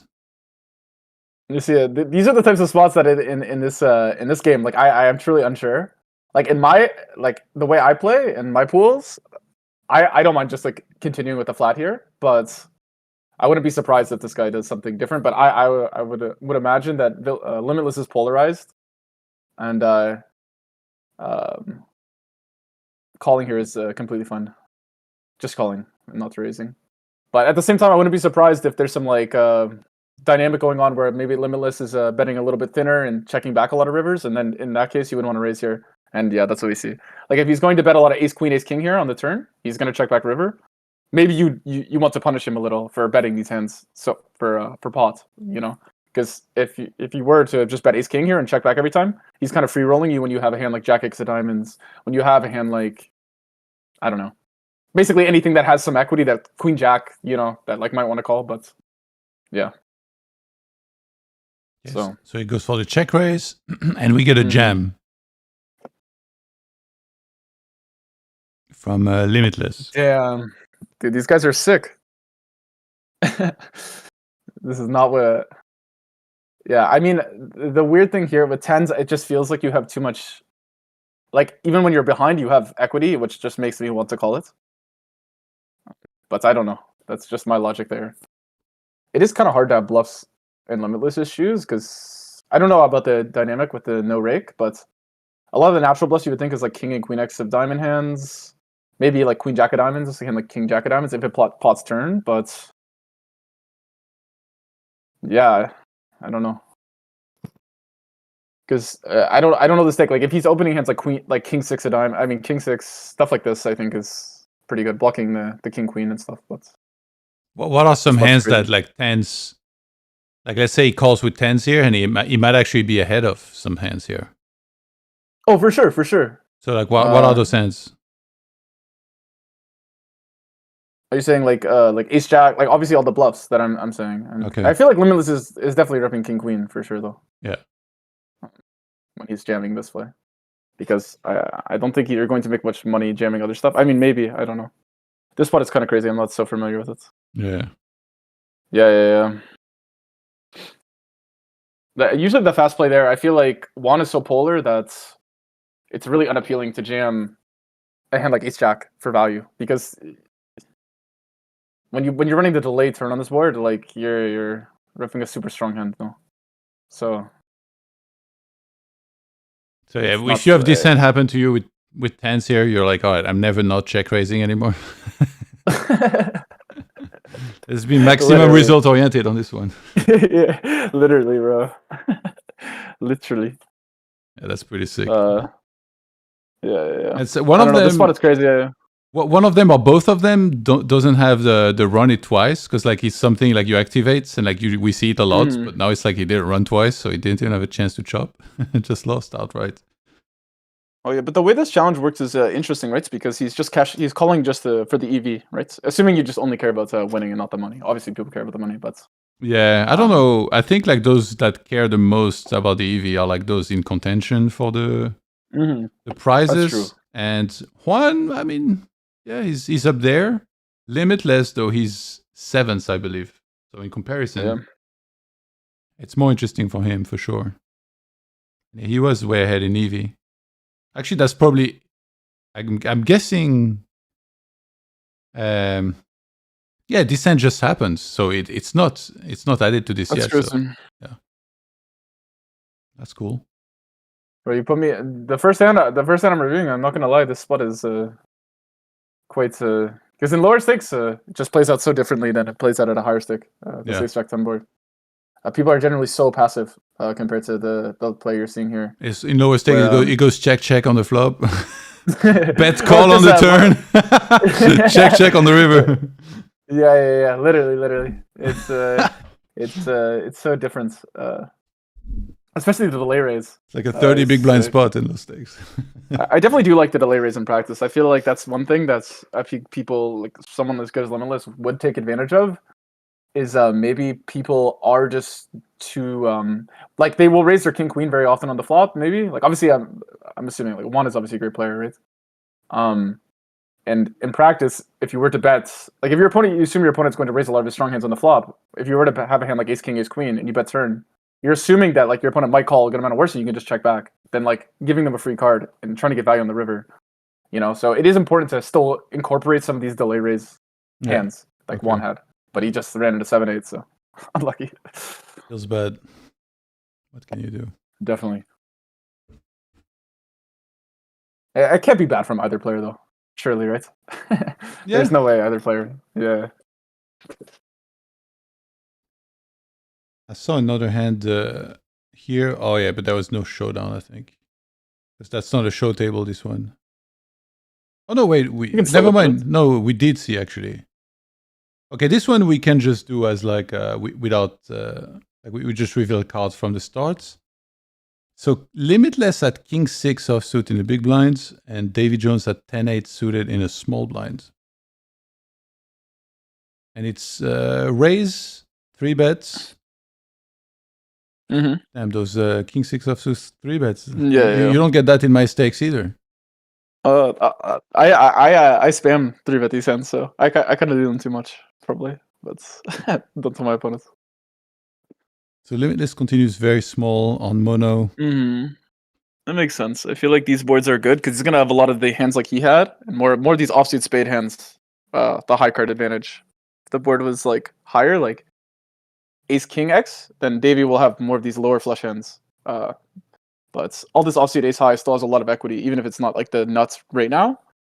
Just like how much more ace X of spades hands you're gonna have on a 4 flush board, and the amount of 2 overs you have. It's just really strong when you get these like low flush draw boards for the. Okay.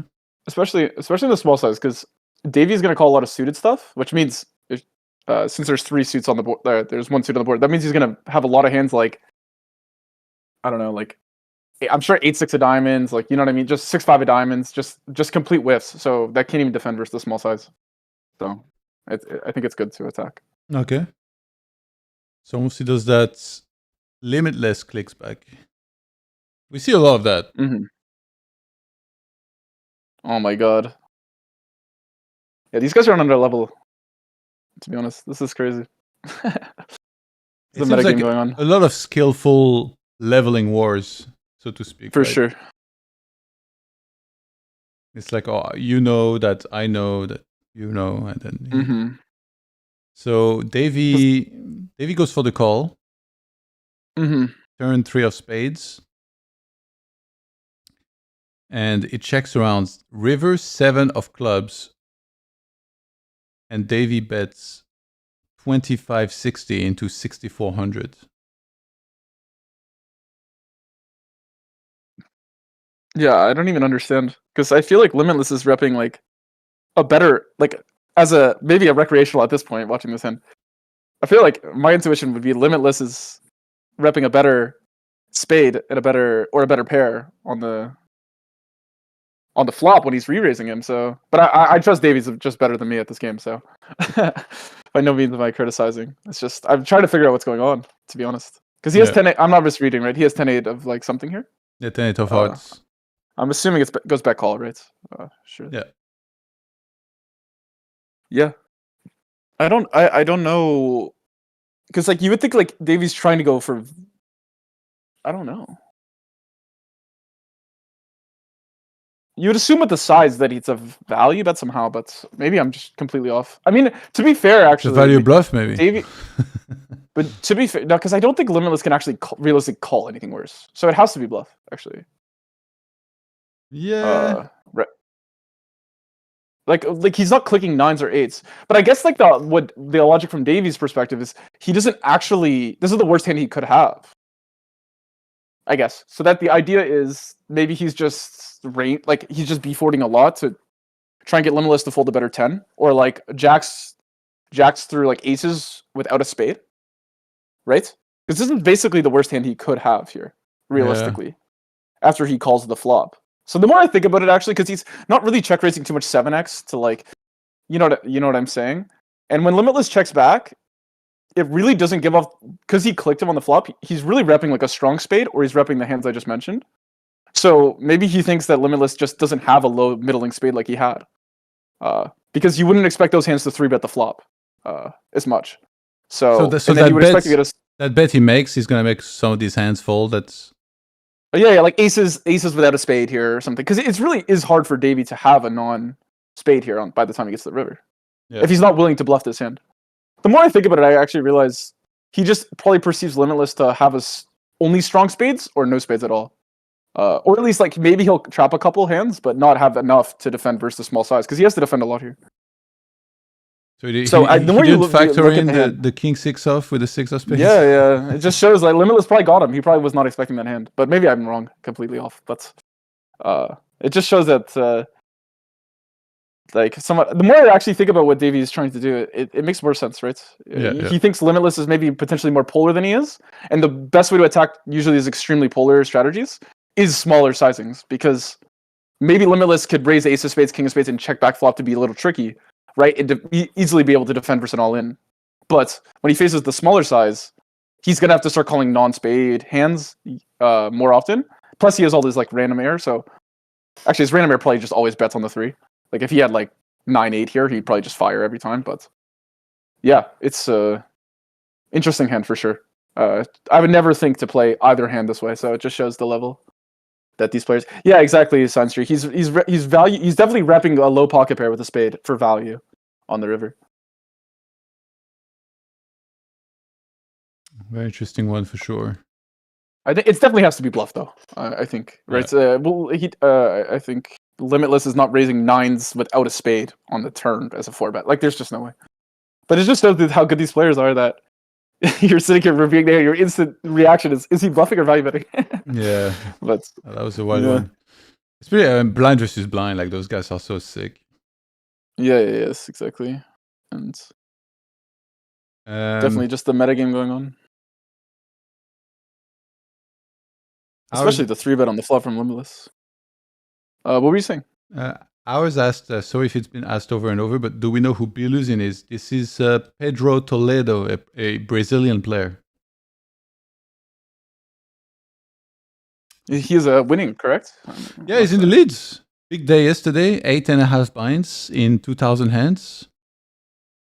Overtaking Kevin, who's currently in Japan skiing. Oh, that's cool. He's gonna have to fire up the laptop. I wonder where you ski in Japan. Like around Fuji, I guess. I don't know. Somebody said it's Sapporo, but I don't know if that's... Oh, northern, maybe. Maybe that makes sense, actually. Yeah. He posted like the sickest stories, like with snow and everything. Yeah.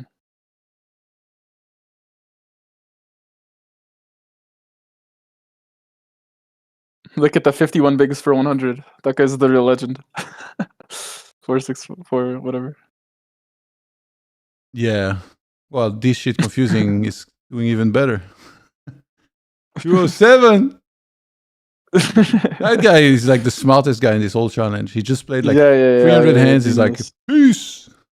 Bro, people dream of having that hourly.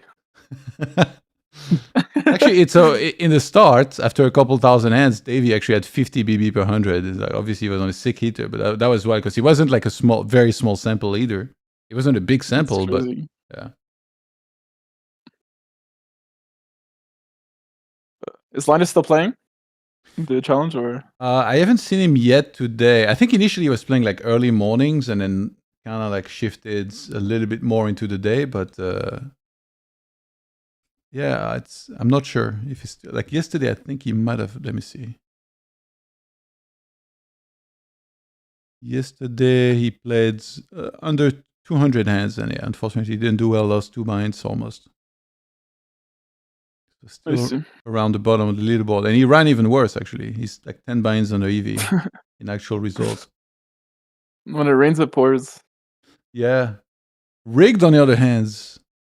Where is he? He's on a comeback. Yeah, Rigged was on the bottom of the leaderboards. Now he's up swinging like yesterday, 5.5 binds. But look at this, his actual result. 120 binds over EV. So live poker, rather be lucky than good, no? So sick. 68k hands, good lord. Yeah, Rigged was second last year, right? He was in there till the end. Yeah. I have that screen cap. I'll bring it up. Well, he was leading with like 2-3 days left, but then he went on like a huge downswing at the very end. That sucks. Yeah, he actually finished under EV as well. 7 binds also. Oh, so he lost money throughout the whole challenge? No. He like. Oh, EV diff. Yeah, I just saw diff. I thought he ran 30 binds below you. No. Yeah, he's EV 300k, and then he won 229. Prodigy, the big winner. I remember Kevin started really hot last year, right? As well, I believe. Yeah, it was wild actually, because like he was leading a couple days in, and then he had like huge downswing. I think he might even have gone in the red, and then climbed back up and still finished 5th. Mm-hmm.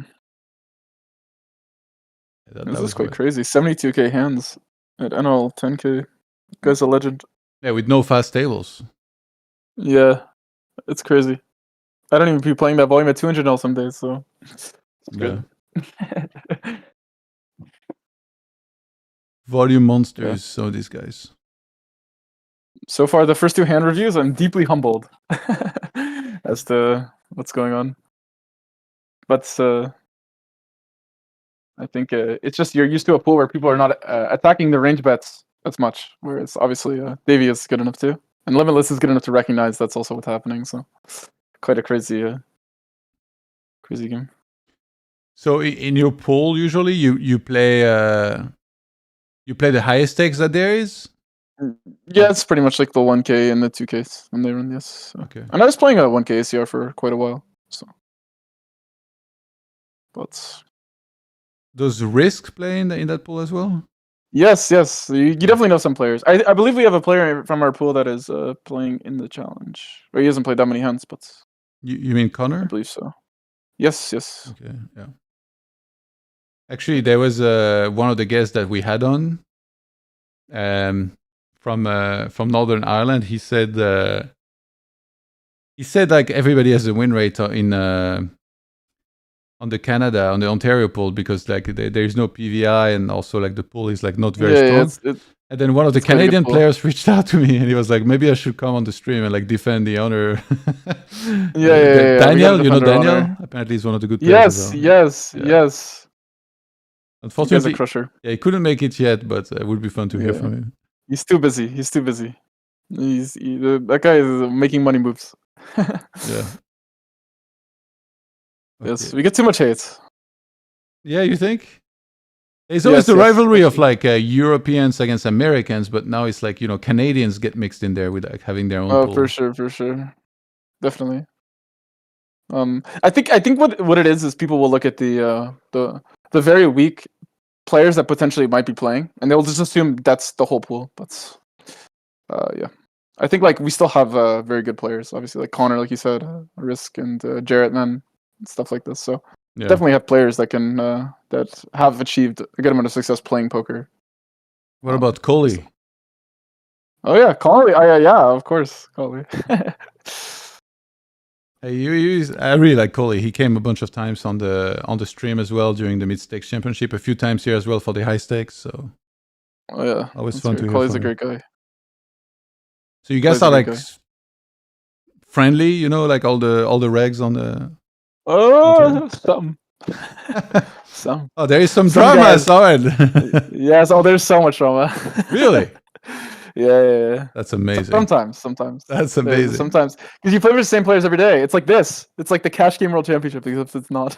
Yeah. So yeah, it's like there'll be some shit talking. What about you? You beefing with anyone? No, I try not to.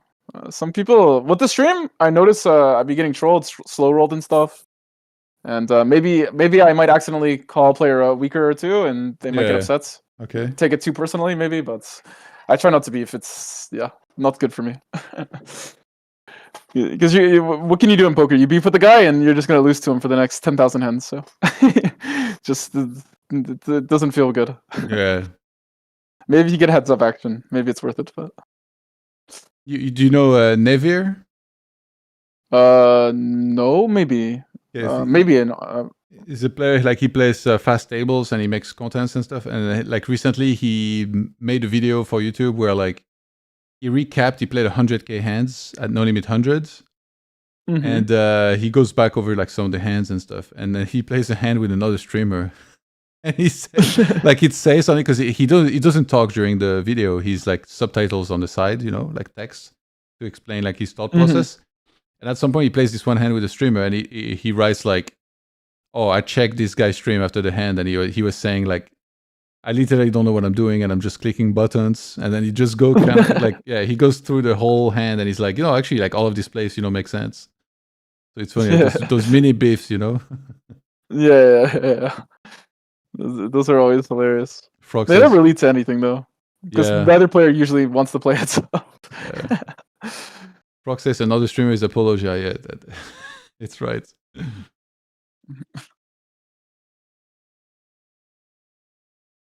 Yeah, this guy's pretty intense for sure. The streamer in question, like I played one hand with him one time, and then I made like a terrible play, and then same thing. I had this stream, and he was just like completely dissing the whole thing and dissing me. And then I was like, you know what?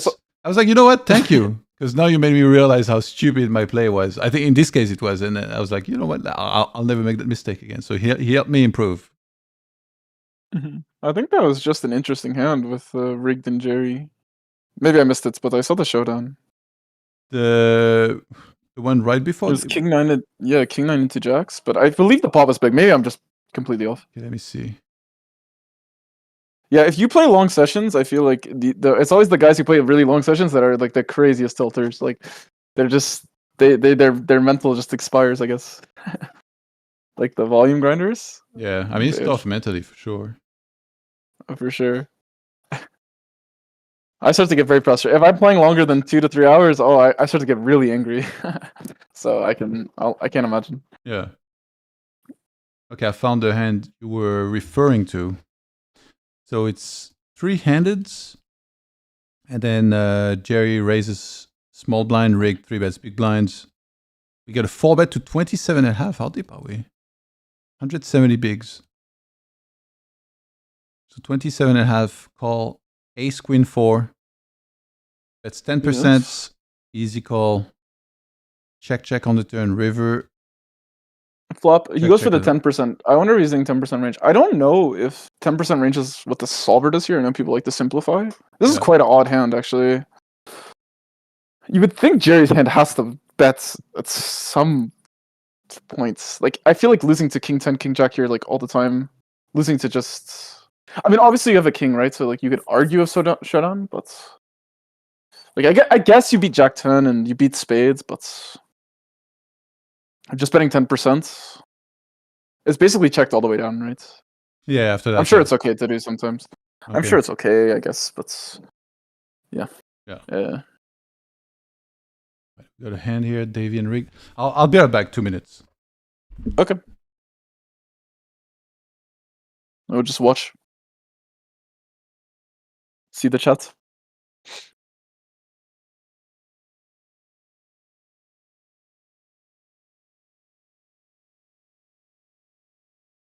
Chat, who do you think's winning it all in this championship?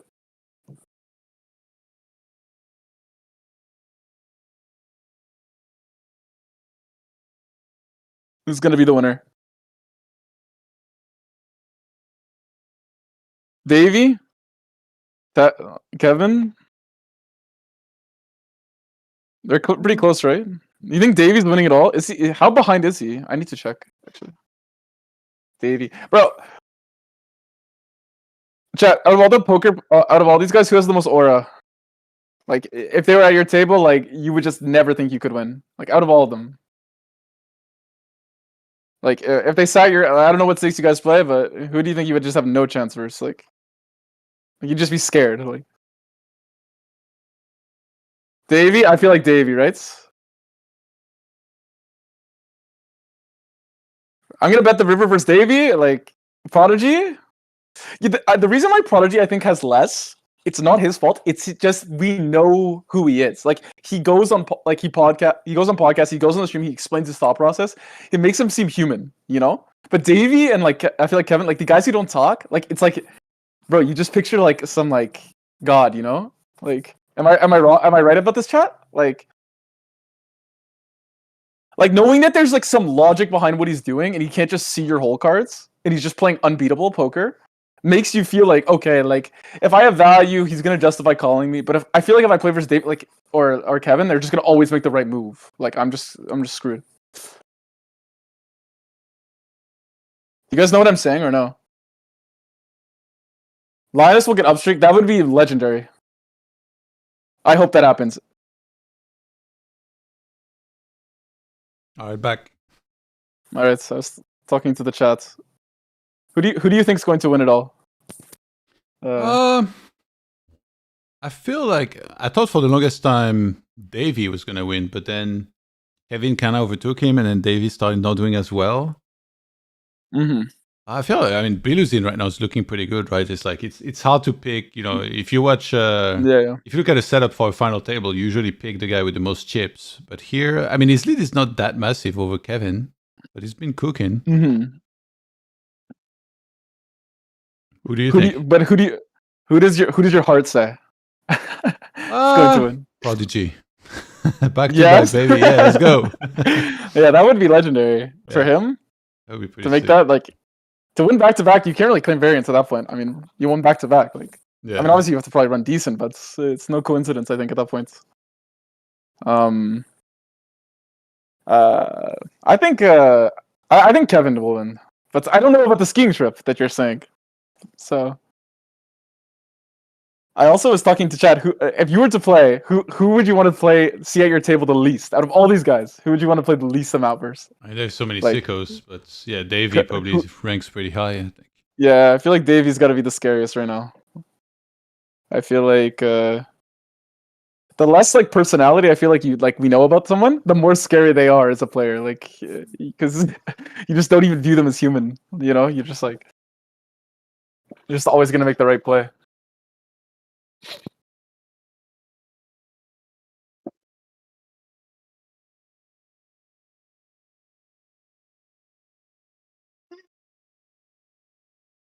So Kevin has the best chance because of his volume. Yeah, I mean the volume. Oh, we got a bluff through.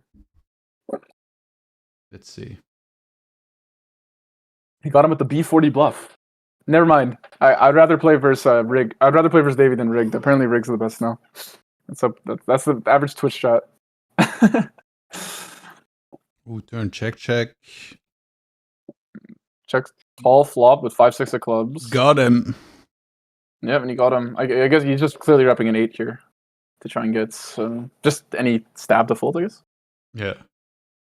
Oh, Yeah. the game's That makes fully sense to ended, just by the play. way. All right.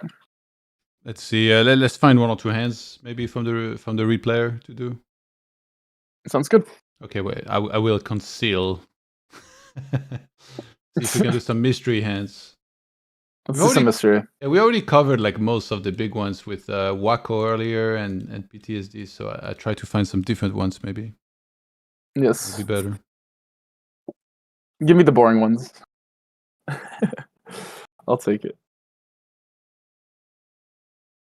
I wish like some hands they expire because they're like too old in the.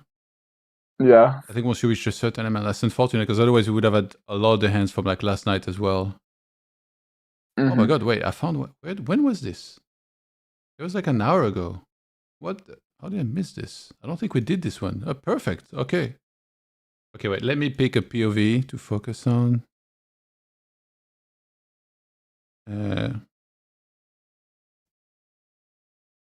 Okay, yeah, let's do Enlight as King Queen of Hearts in this one. All right, so let's see it. I'll try not to be confused, but no promises. All right, so Enlight opens cutoff 2.5x. He's 115 big blinds deep. Rigged goes 8 on the button. Mm-hmm. Then Enlight calls. King, Queen of Hearts. King, Jack 8, Rainbow. He checks. Rigged. Does he continue for what you would expect most of the time here, sizing wise? Traditionally it's just a range bet, right? I think 1/3 with range or like B40 with range is like I'm sure that's just a traditional fine line. I mean, I'm sure in this at this level, people are looking for any edge they can get, and maybe you would see some creative different strategy to if you felt like it's fine, but you would expect the average reg to just range bet this board, I think. And so if they range bet and you have top pair and like a pretty good kicker here, what's how do you proceed? There is incentive to check raise or not necessarily? Is it like one of those 50-50 things? I think definitely anytime you're playing like a hard, especially a board like this where you're probably going to overfold. Some people play a strategy where they proceed only with raise on these types of boards. Just because if you're going to overfold, you can technically justify just raising to combat that. But yeah, it kind of just depends on villain. You could play big raise, small raise. It depends on your strategy, I think. Because rig strategy is traditionally like really telegraphed. You could attack it in a number of different ways depending on how you like to play the spot. Okay. So we'll see what Enlight does. He just calls. Yeah, that makes sense. You're not doing so well on this board. You don't have king queen off. You don't have ace king. So you don't even have king jack off. I'm sure rig will have king jack off. I'm not sure with the ante. Maybe you do have some king queen off suit. But it's obviously not a great board. But you can have king jack suited, right? Yeah, exactly. But there's only 2 combos, right? So yeah. Compared to all the combos rig can have. So rigged pots the turn now. And I just Makes sense. it seems like you're just stuck calling here, right? I assume there is probably you're not jamming Yes. this. Oh, definitely. I think, because there's just not that much equity on the board. So, I think, like I said, if any board you're traditionally doing very bad on, your really good hands usually just go in the calling range just because they need to protect the rest of your other hands that are not doing so well, just to somewhat be able to defend. When you start building too much raising on boards you're not doing so well on, it's really hard to also be good in the calling range. Like if you were to raise a lot of your fast play, a lot of your like snap calls on the river here that are pretty much run up proof, like hands like pocket eights, obviously maybe some jacks at a frequency, and then like king jack, like we said earlier, or just aiming king queen. You're just gonna struggle on the river if you're like only have ace jack or something, you know. So yeah. So he does make the call, and then river queen of spades. He checks. Would you ever have any lead here with this hand specifically, or just like even in general? No, I don't think so. Generally, the idea with leads on any board is the idea is your opponent's going to start checking back a lot. Yeah. And I guess ace king here potentially can check back, especially like being the queen is the same suit as the king, meaning that you still have 3 combos of, or it's more combos of king queen because you don't have king queen off, or maybe you do because of the ante. But let's assume we don't for the sake of the review. Ace 10 is a hand in light could have, but 10-9, I feel like rigged has more 10-9 is played. So it's just overall probably a good card for rigged, I think. Like, it's not the greatest card, but it's not so good that I think, like, now we want to start jamming king queen. We want to start jamming. I feel like rigged is pretty polar with this range here. The only reason to lead is, like, obviously ace king isn't a great river bet, and you could put him in a tough spot here with a hand like just jack 10 that called light on the turn. You know, like stuff like that, I think is the idea behind leading, but I think overall you're not doing so well to the point, or 8 aces, obviously. Ace is also not doing so well when you see this river. But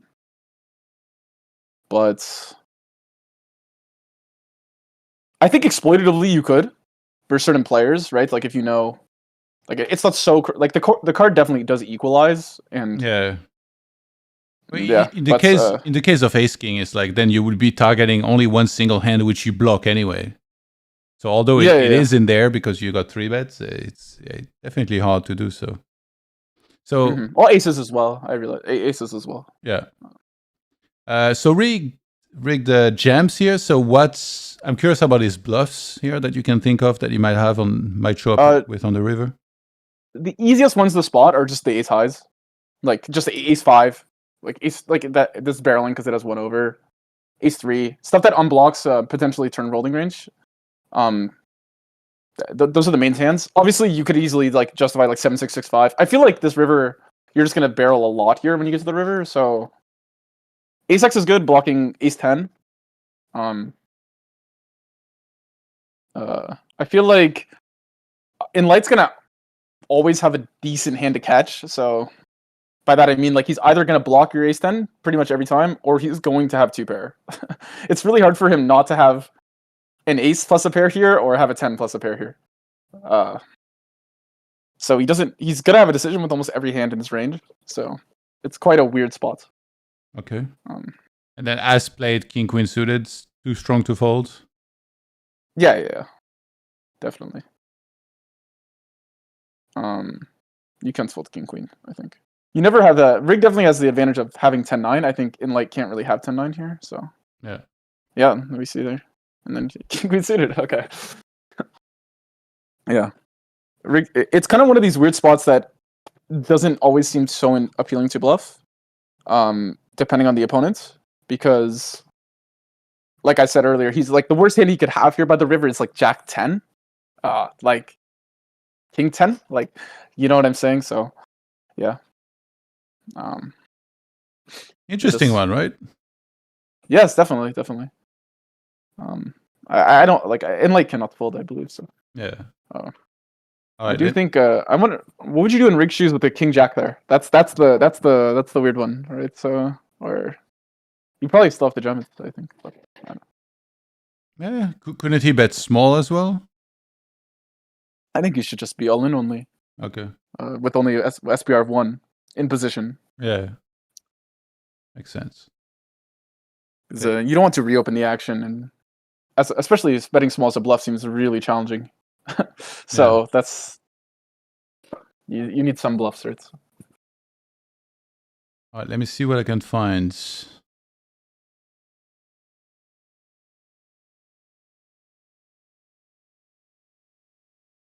I feel like I'm starting to know the role of the hands like really well as well. Oh wait, I think you might have been all in pre. Oh, it's not. Okay. Let's do them. That last hand was easier. The 3-bet on the mono flop BVB, that one not. Yeah. I was a little lost, but that one okay. That looks more like my games. All right, we got rigged opening the button. How deep are we? 107 big blinds. Rigged opens button. Pepe has jacks in a small blind with the jack of hearts, and he does 11. Rigged calls. Ace 10 10.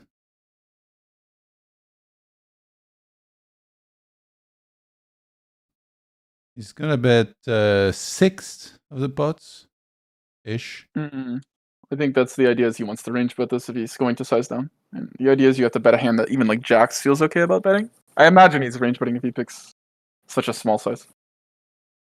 So you do have to go smaller here, I believe. Okay. To be able to bet these hands. Do you already have a plan for the rest of the hand, or for now you were just thinking about flop?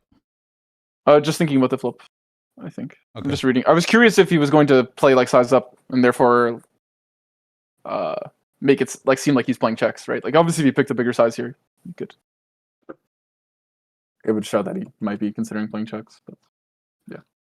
So rigged makes the call, and then we head to a 10 of diamonds on the turn. Like not a board you get to see very often. Yes, very interesting. Pepe checks, and rigged bets. What is that even? 30%.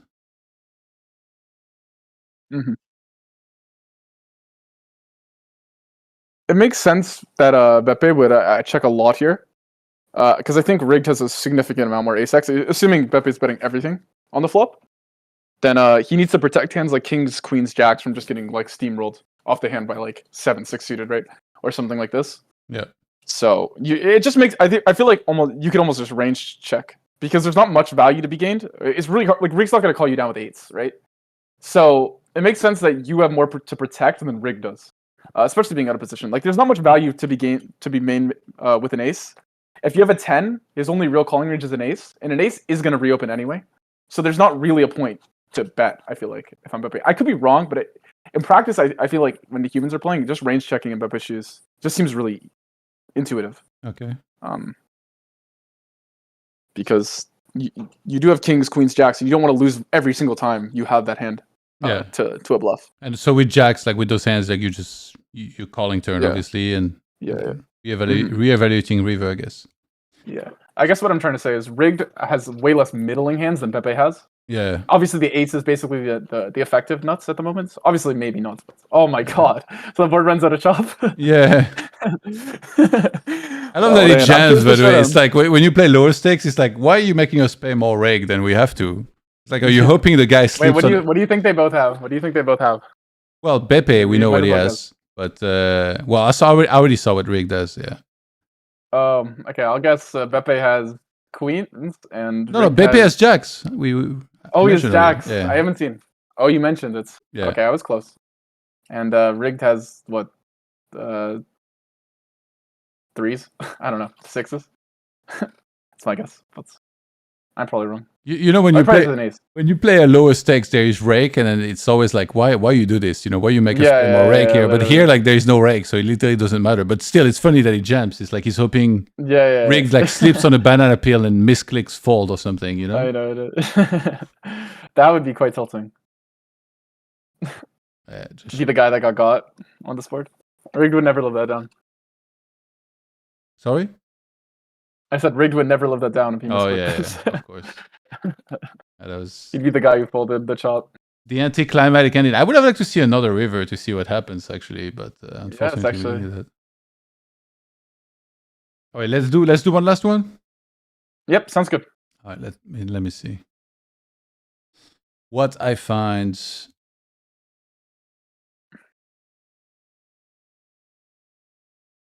It's funny, like when I go through hands in the replayer, it shows me the full run outs and the hands.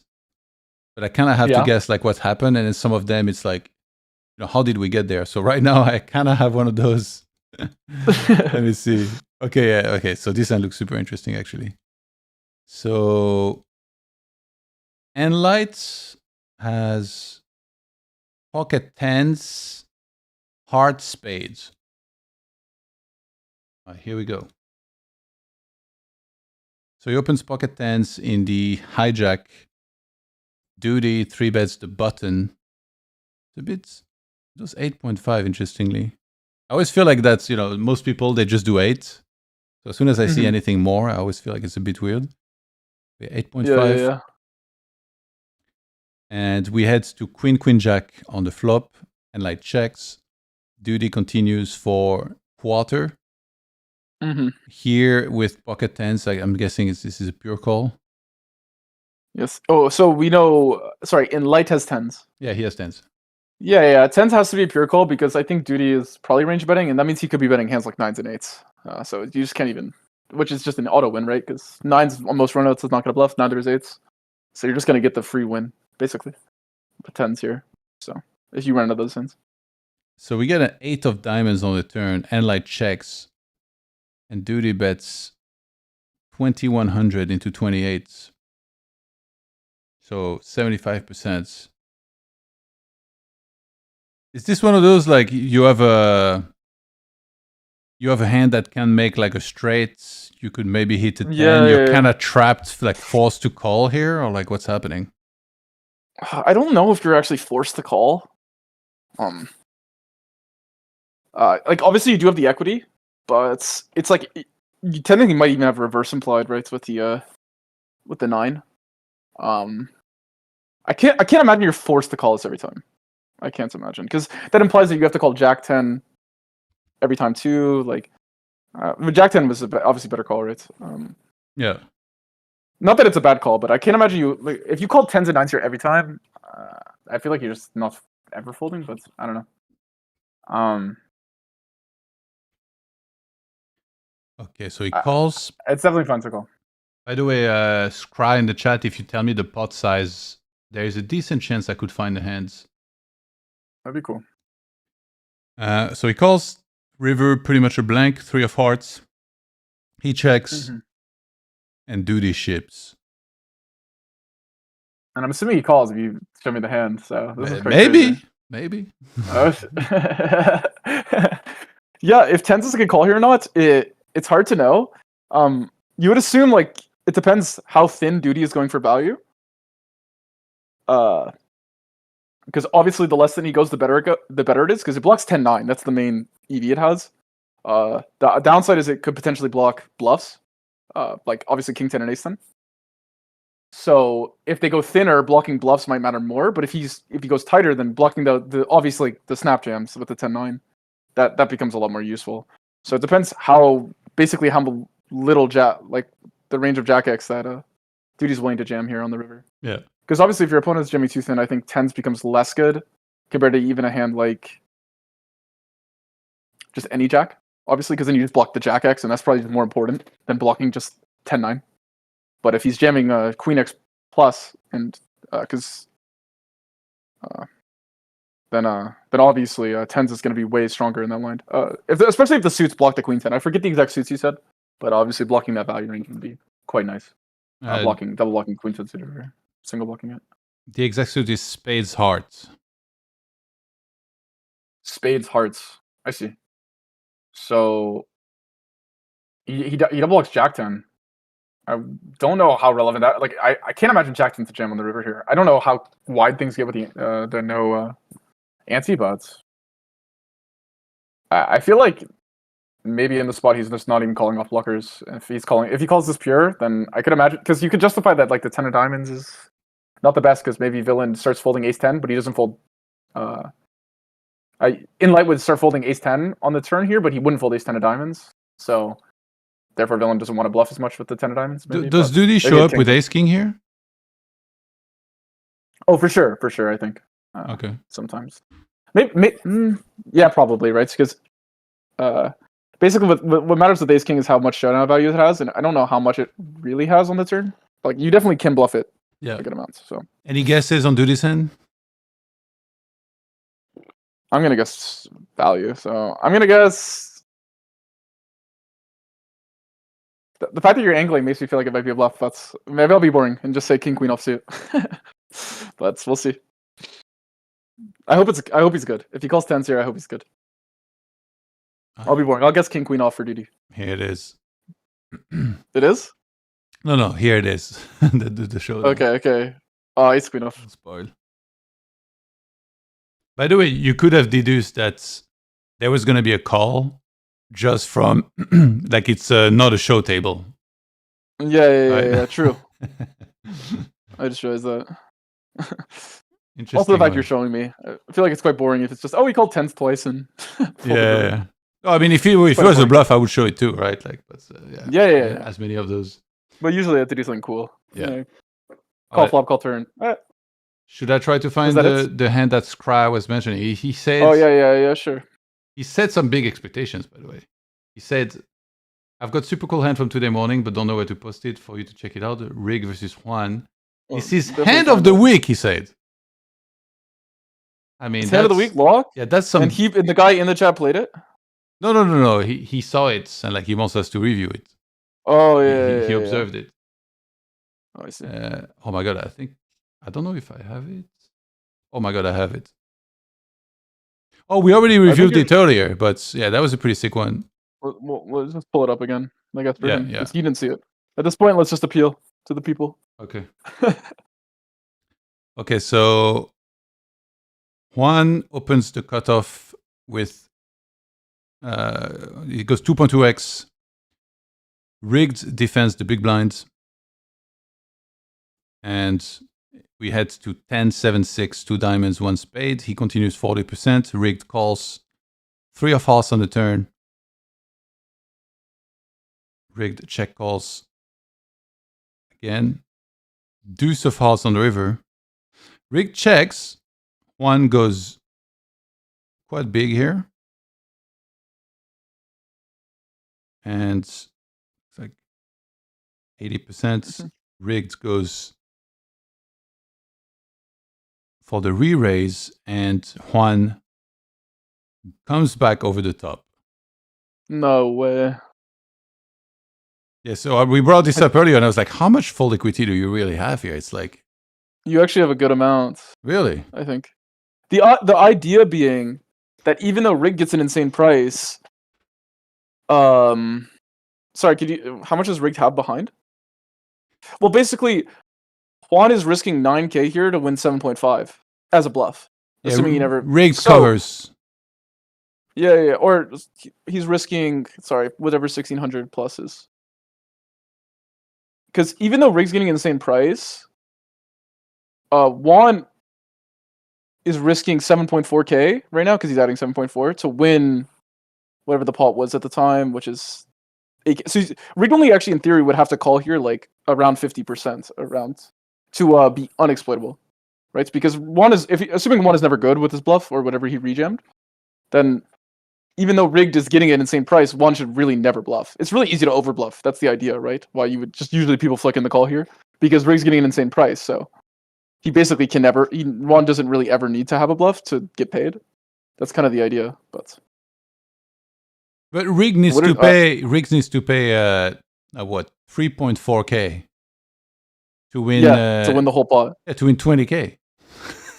Yeah, I know. Insane price. But, yeah, it's crazy.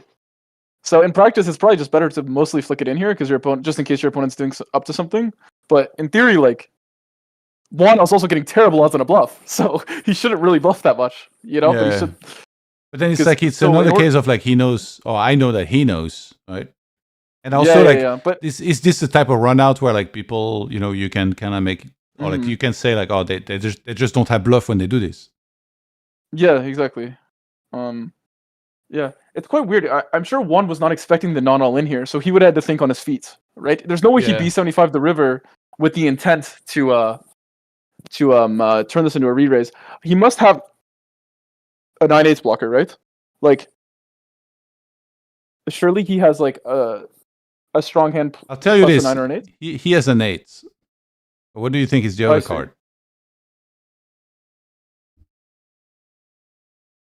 Like the reason why it's like, okay, obviously the intuitive one would be a 10, right? But in practice, it's probably actually bad because rigs raise folds have to just be 2 pair. So like hands like 10-7 or I don't know the rig, maybe 10 deuce can defend, because that's obviously like the river raise. But I'm gonna guess it's just a 8. No, not ace of diamonds, but 8s. I guess I'm gonna guess ace 8. I don't know, but yeah, that's my guess. Very What close. is the other card? Very close. King 8 suited. And rigged Yes, I folded. And he said in the chat, Sevens? sick play. Because obviously he saw this is the show table. yeah. That's crazy. But Rick can't feel too bad about folding. I think he only has to call. He probably has to call his value pretty often because he probably has bluffs, and obviously the bluff snap fold. But one's getting really bad odds on a. Well, he needs to even if win. he's He needs to win 17% of the time, right, to break even. Yeah, Yeah, but like at the same time, he needs to win so one- little that he could call a bunch. Like he's easily. Oh no. Oh yeah, no. I guess no. You're right. Like because. You get what I'm saying? Is one's odds on a bluff is what actually matters. Because Yeah, okay. Because in order for him to be exploited, well, Juan would have to overbluff the spot, and it's really hard. In order for him to overbluff, he would have to be, because Juan's odds on bluff are not very good. So that's what people don't understand. You really want to think in these re-rate spots about what Juan's odds on a bluff are, not what your call odds are. That's where it really changes the spot. Because you look at your call odds, you would just assume you never fold, right? But then you think about it, if you never fold, then Juan's bluff odds, he's risking 7K to win whatever was in the pot, 9K at the time. So he needs that bluff to work almost half the time. Let's just for all intents and purposes. So that means that if his bluff needs to work half the time, you don't really feel that bad for folding like every now and then folding some of your value, you know. And in practice, it's probably underbluffed, right? So bet fold this.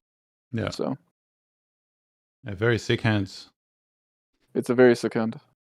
And it just shows the level of like psychologically. I wonder like also if these guys play higher, like doing a hand like this, maybe if they play 10K, they go play 100K. It's like, oh shit, remember that one time I king 8 versus you, and I on stream and embarrassed you. Then you're gonna get paid off because like people won't really like bluffing these spots. It's kind of, as much as we can talk about the theory about it, in practice, the spot I imagine always plays out slightly like, is this guy really doing it or not? Like, because it just feel punty in one shoes to just get snap called here, you know, just like. Wait, well, fuck you. My price is too good. Like, but yeah. All right. Quite a crazy spot. Yeah, but thank you for being on.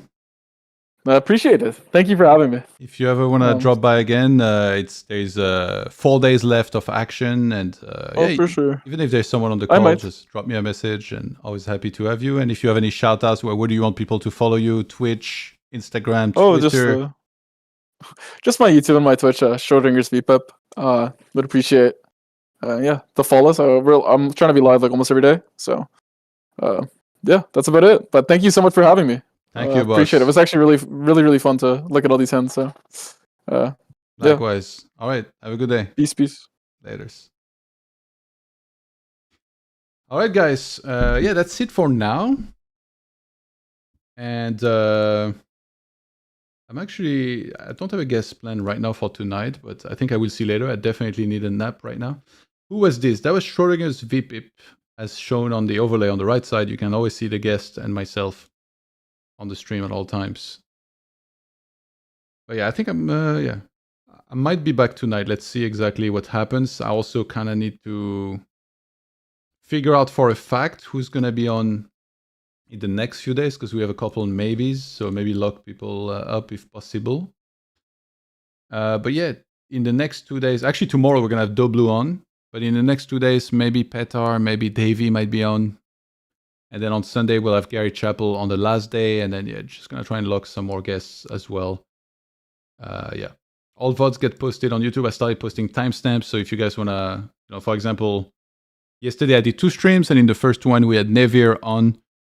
And I took a lot of the timestamps, post them in the comments on YouTube. So at some point he mentioned some exploits in lower stakes versus fish, I think it was, or regs.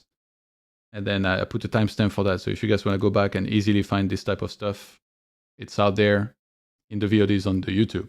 But yeah, big shout out to everybody who tuned in. I appreciate y'all. Much love to Poker Strategy and CoinPoker. Make sure to give them a follow on their socials.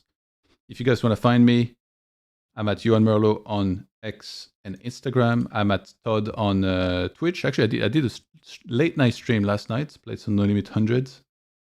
Unfortunately, it didn't go great, but it happens. And yeah, that's it. Again, big love to our guests, Wacko, PTSD, Schrodinger's VPIP. We are back either tonight or tomorrow. See you guys very soon. Have a good day. Take care. Peace.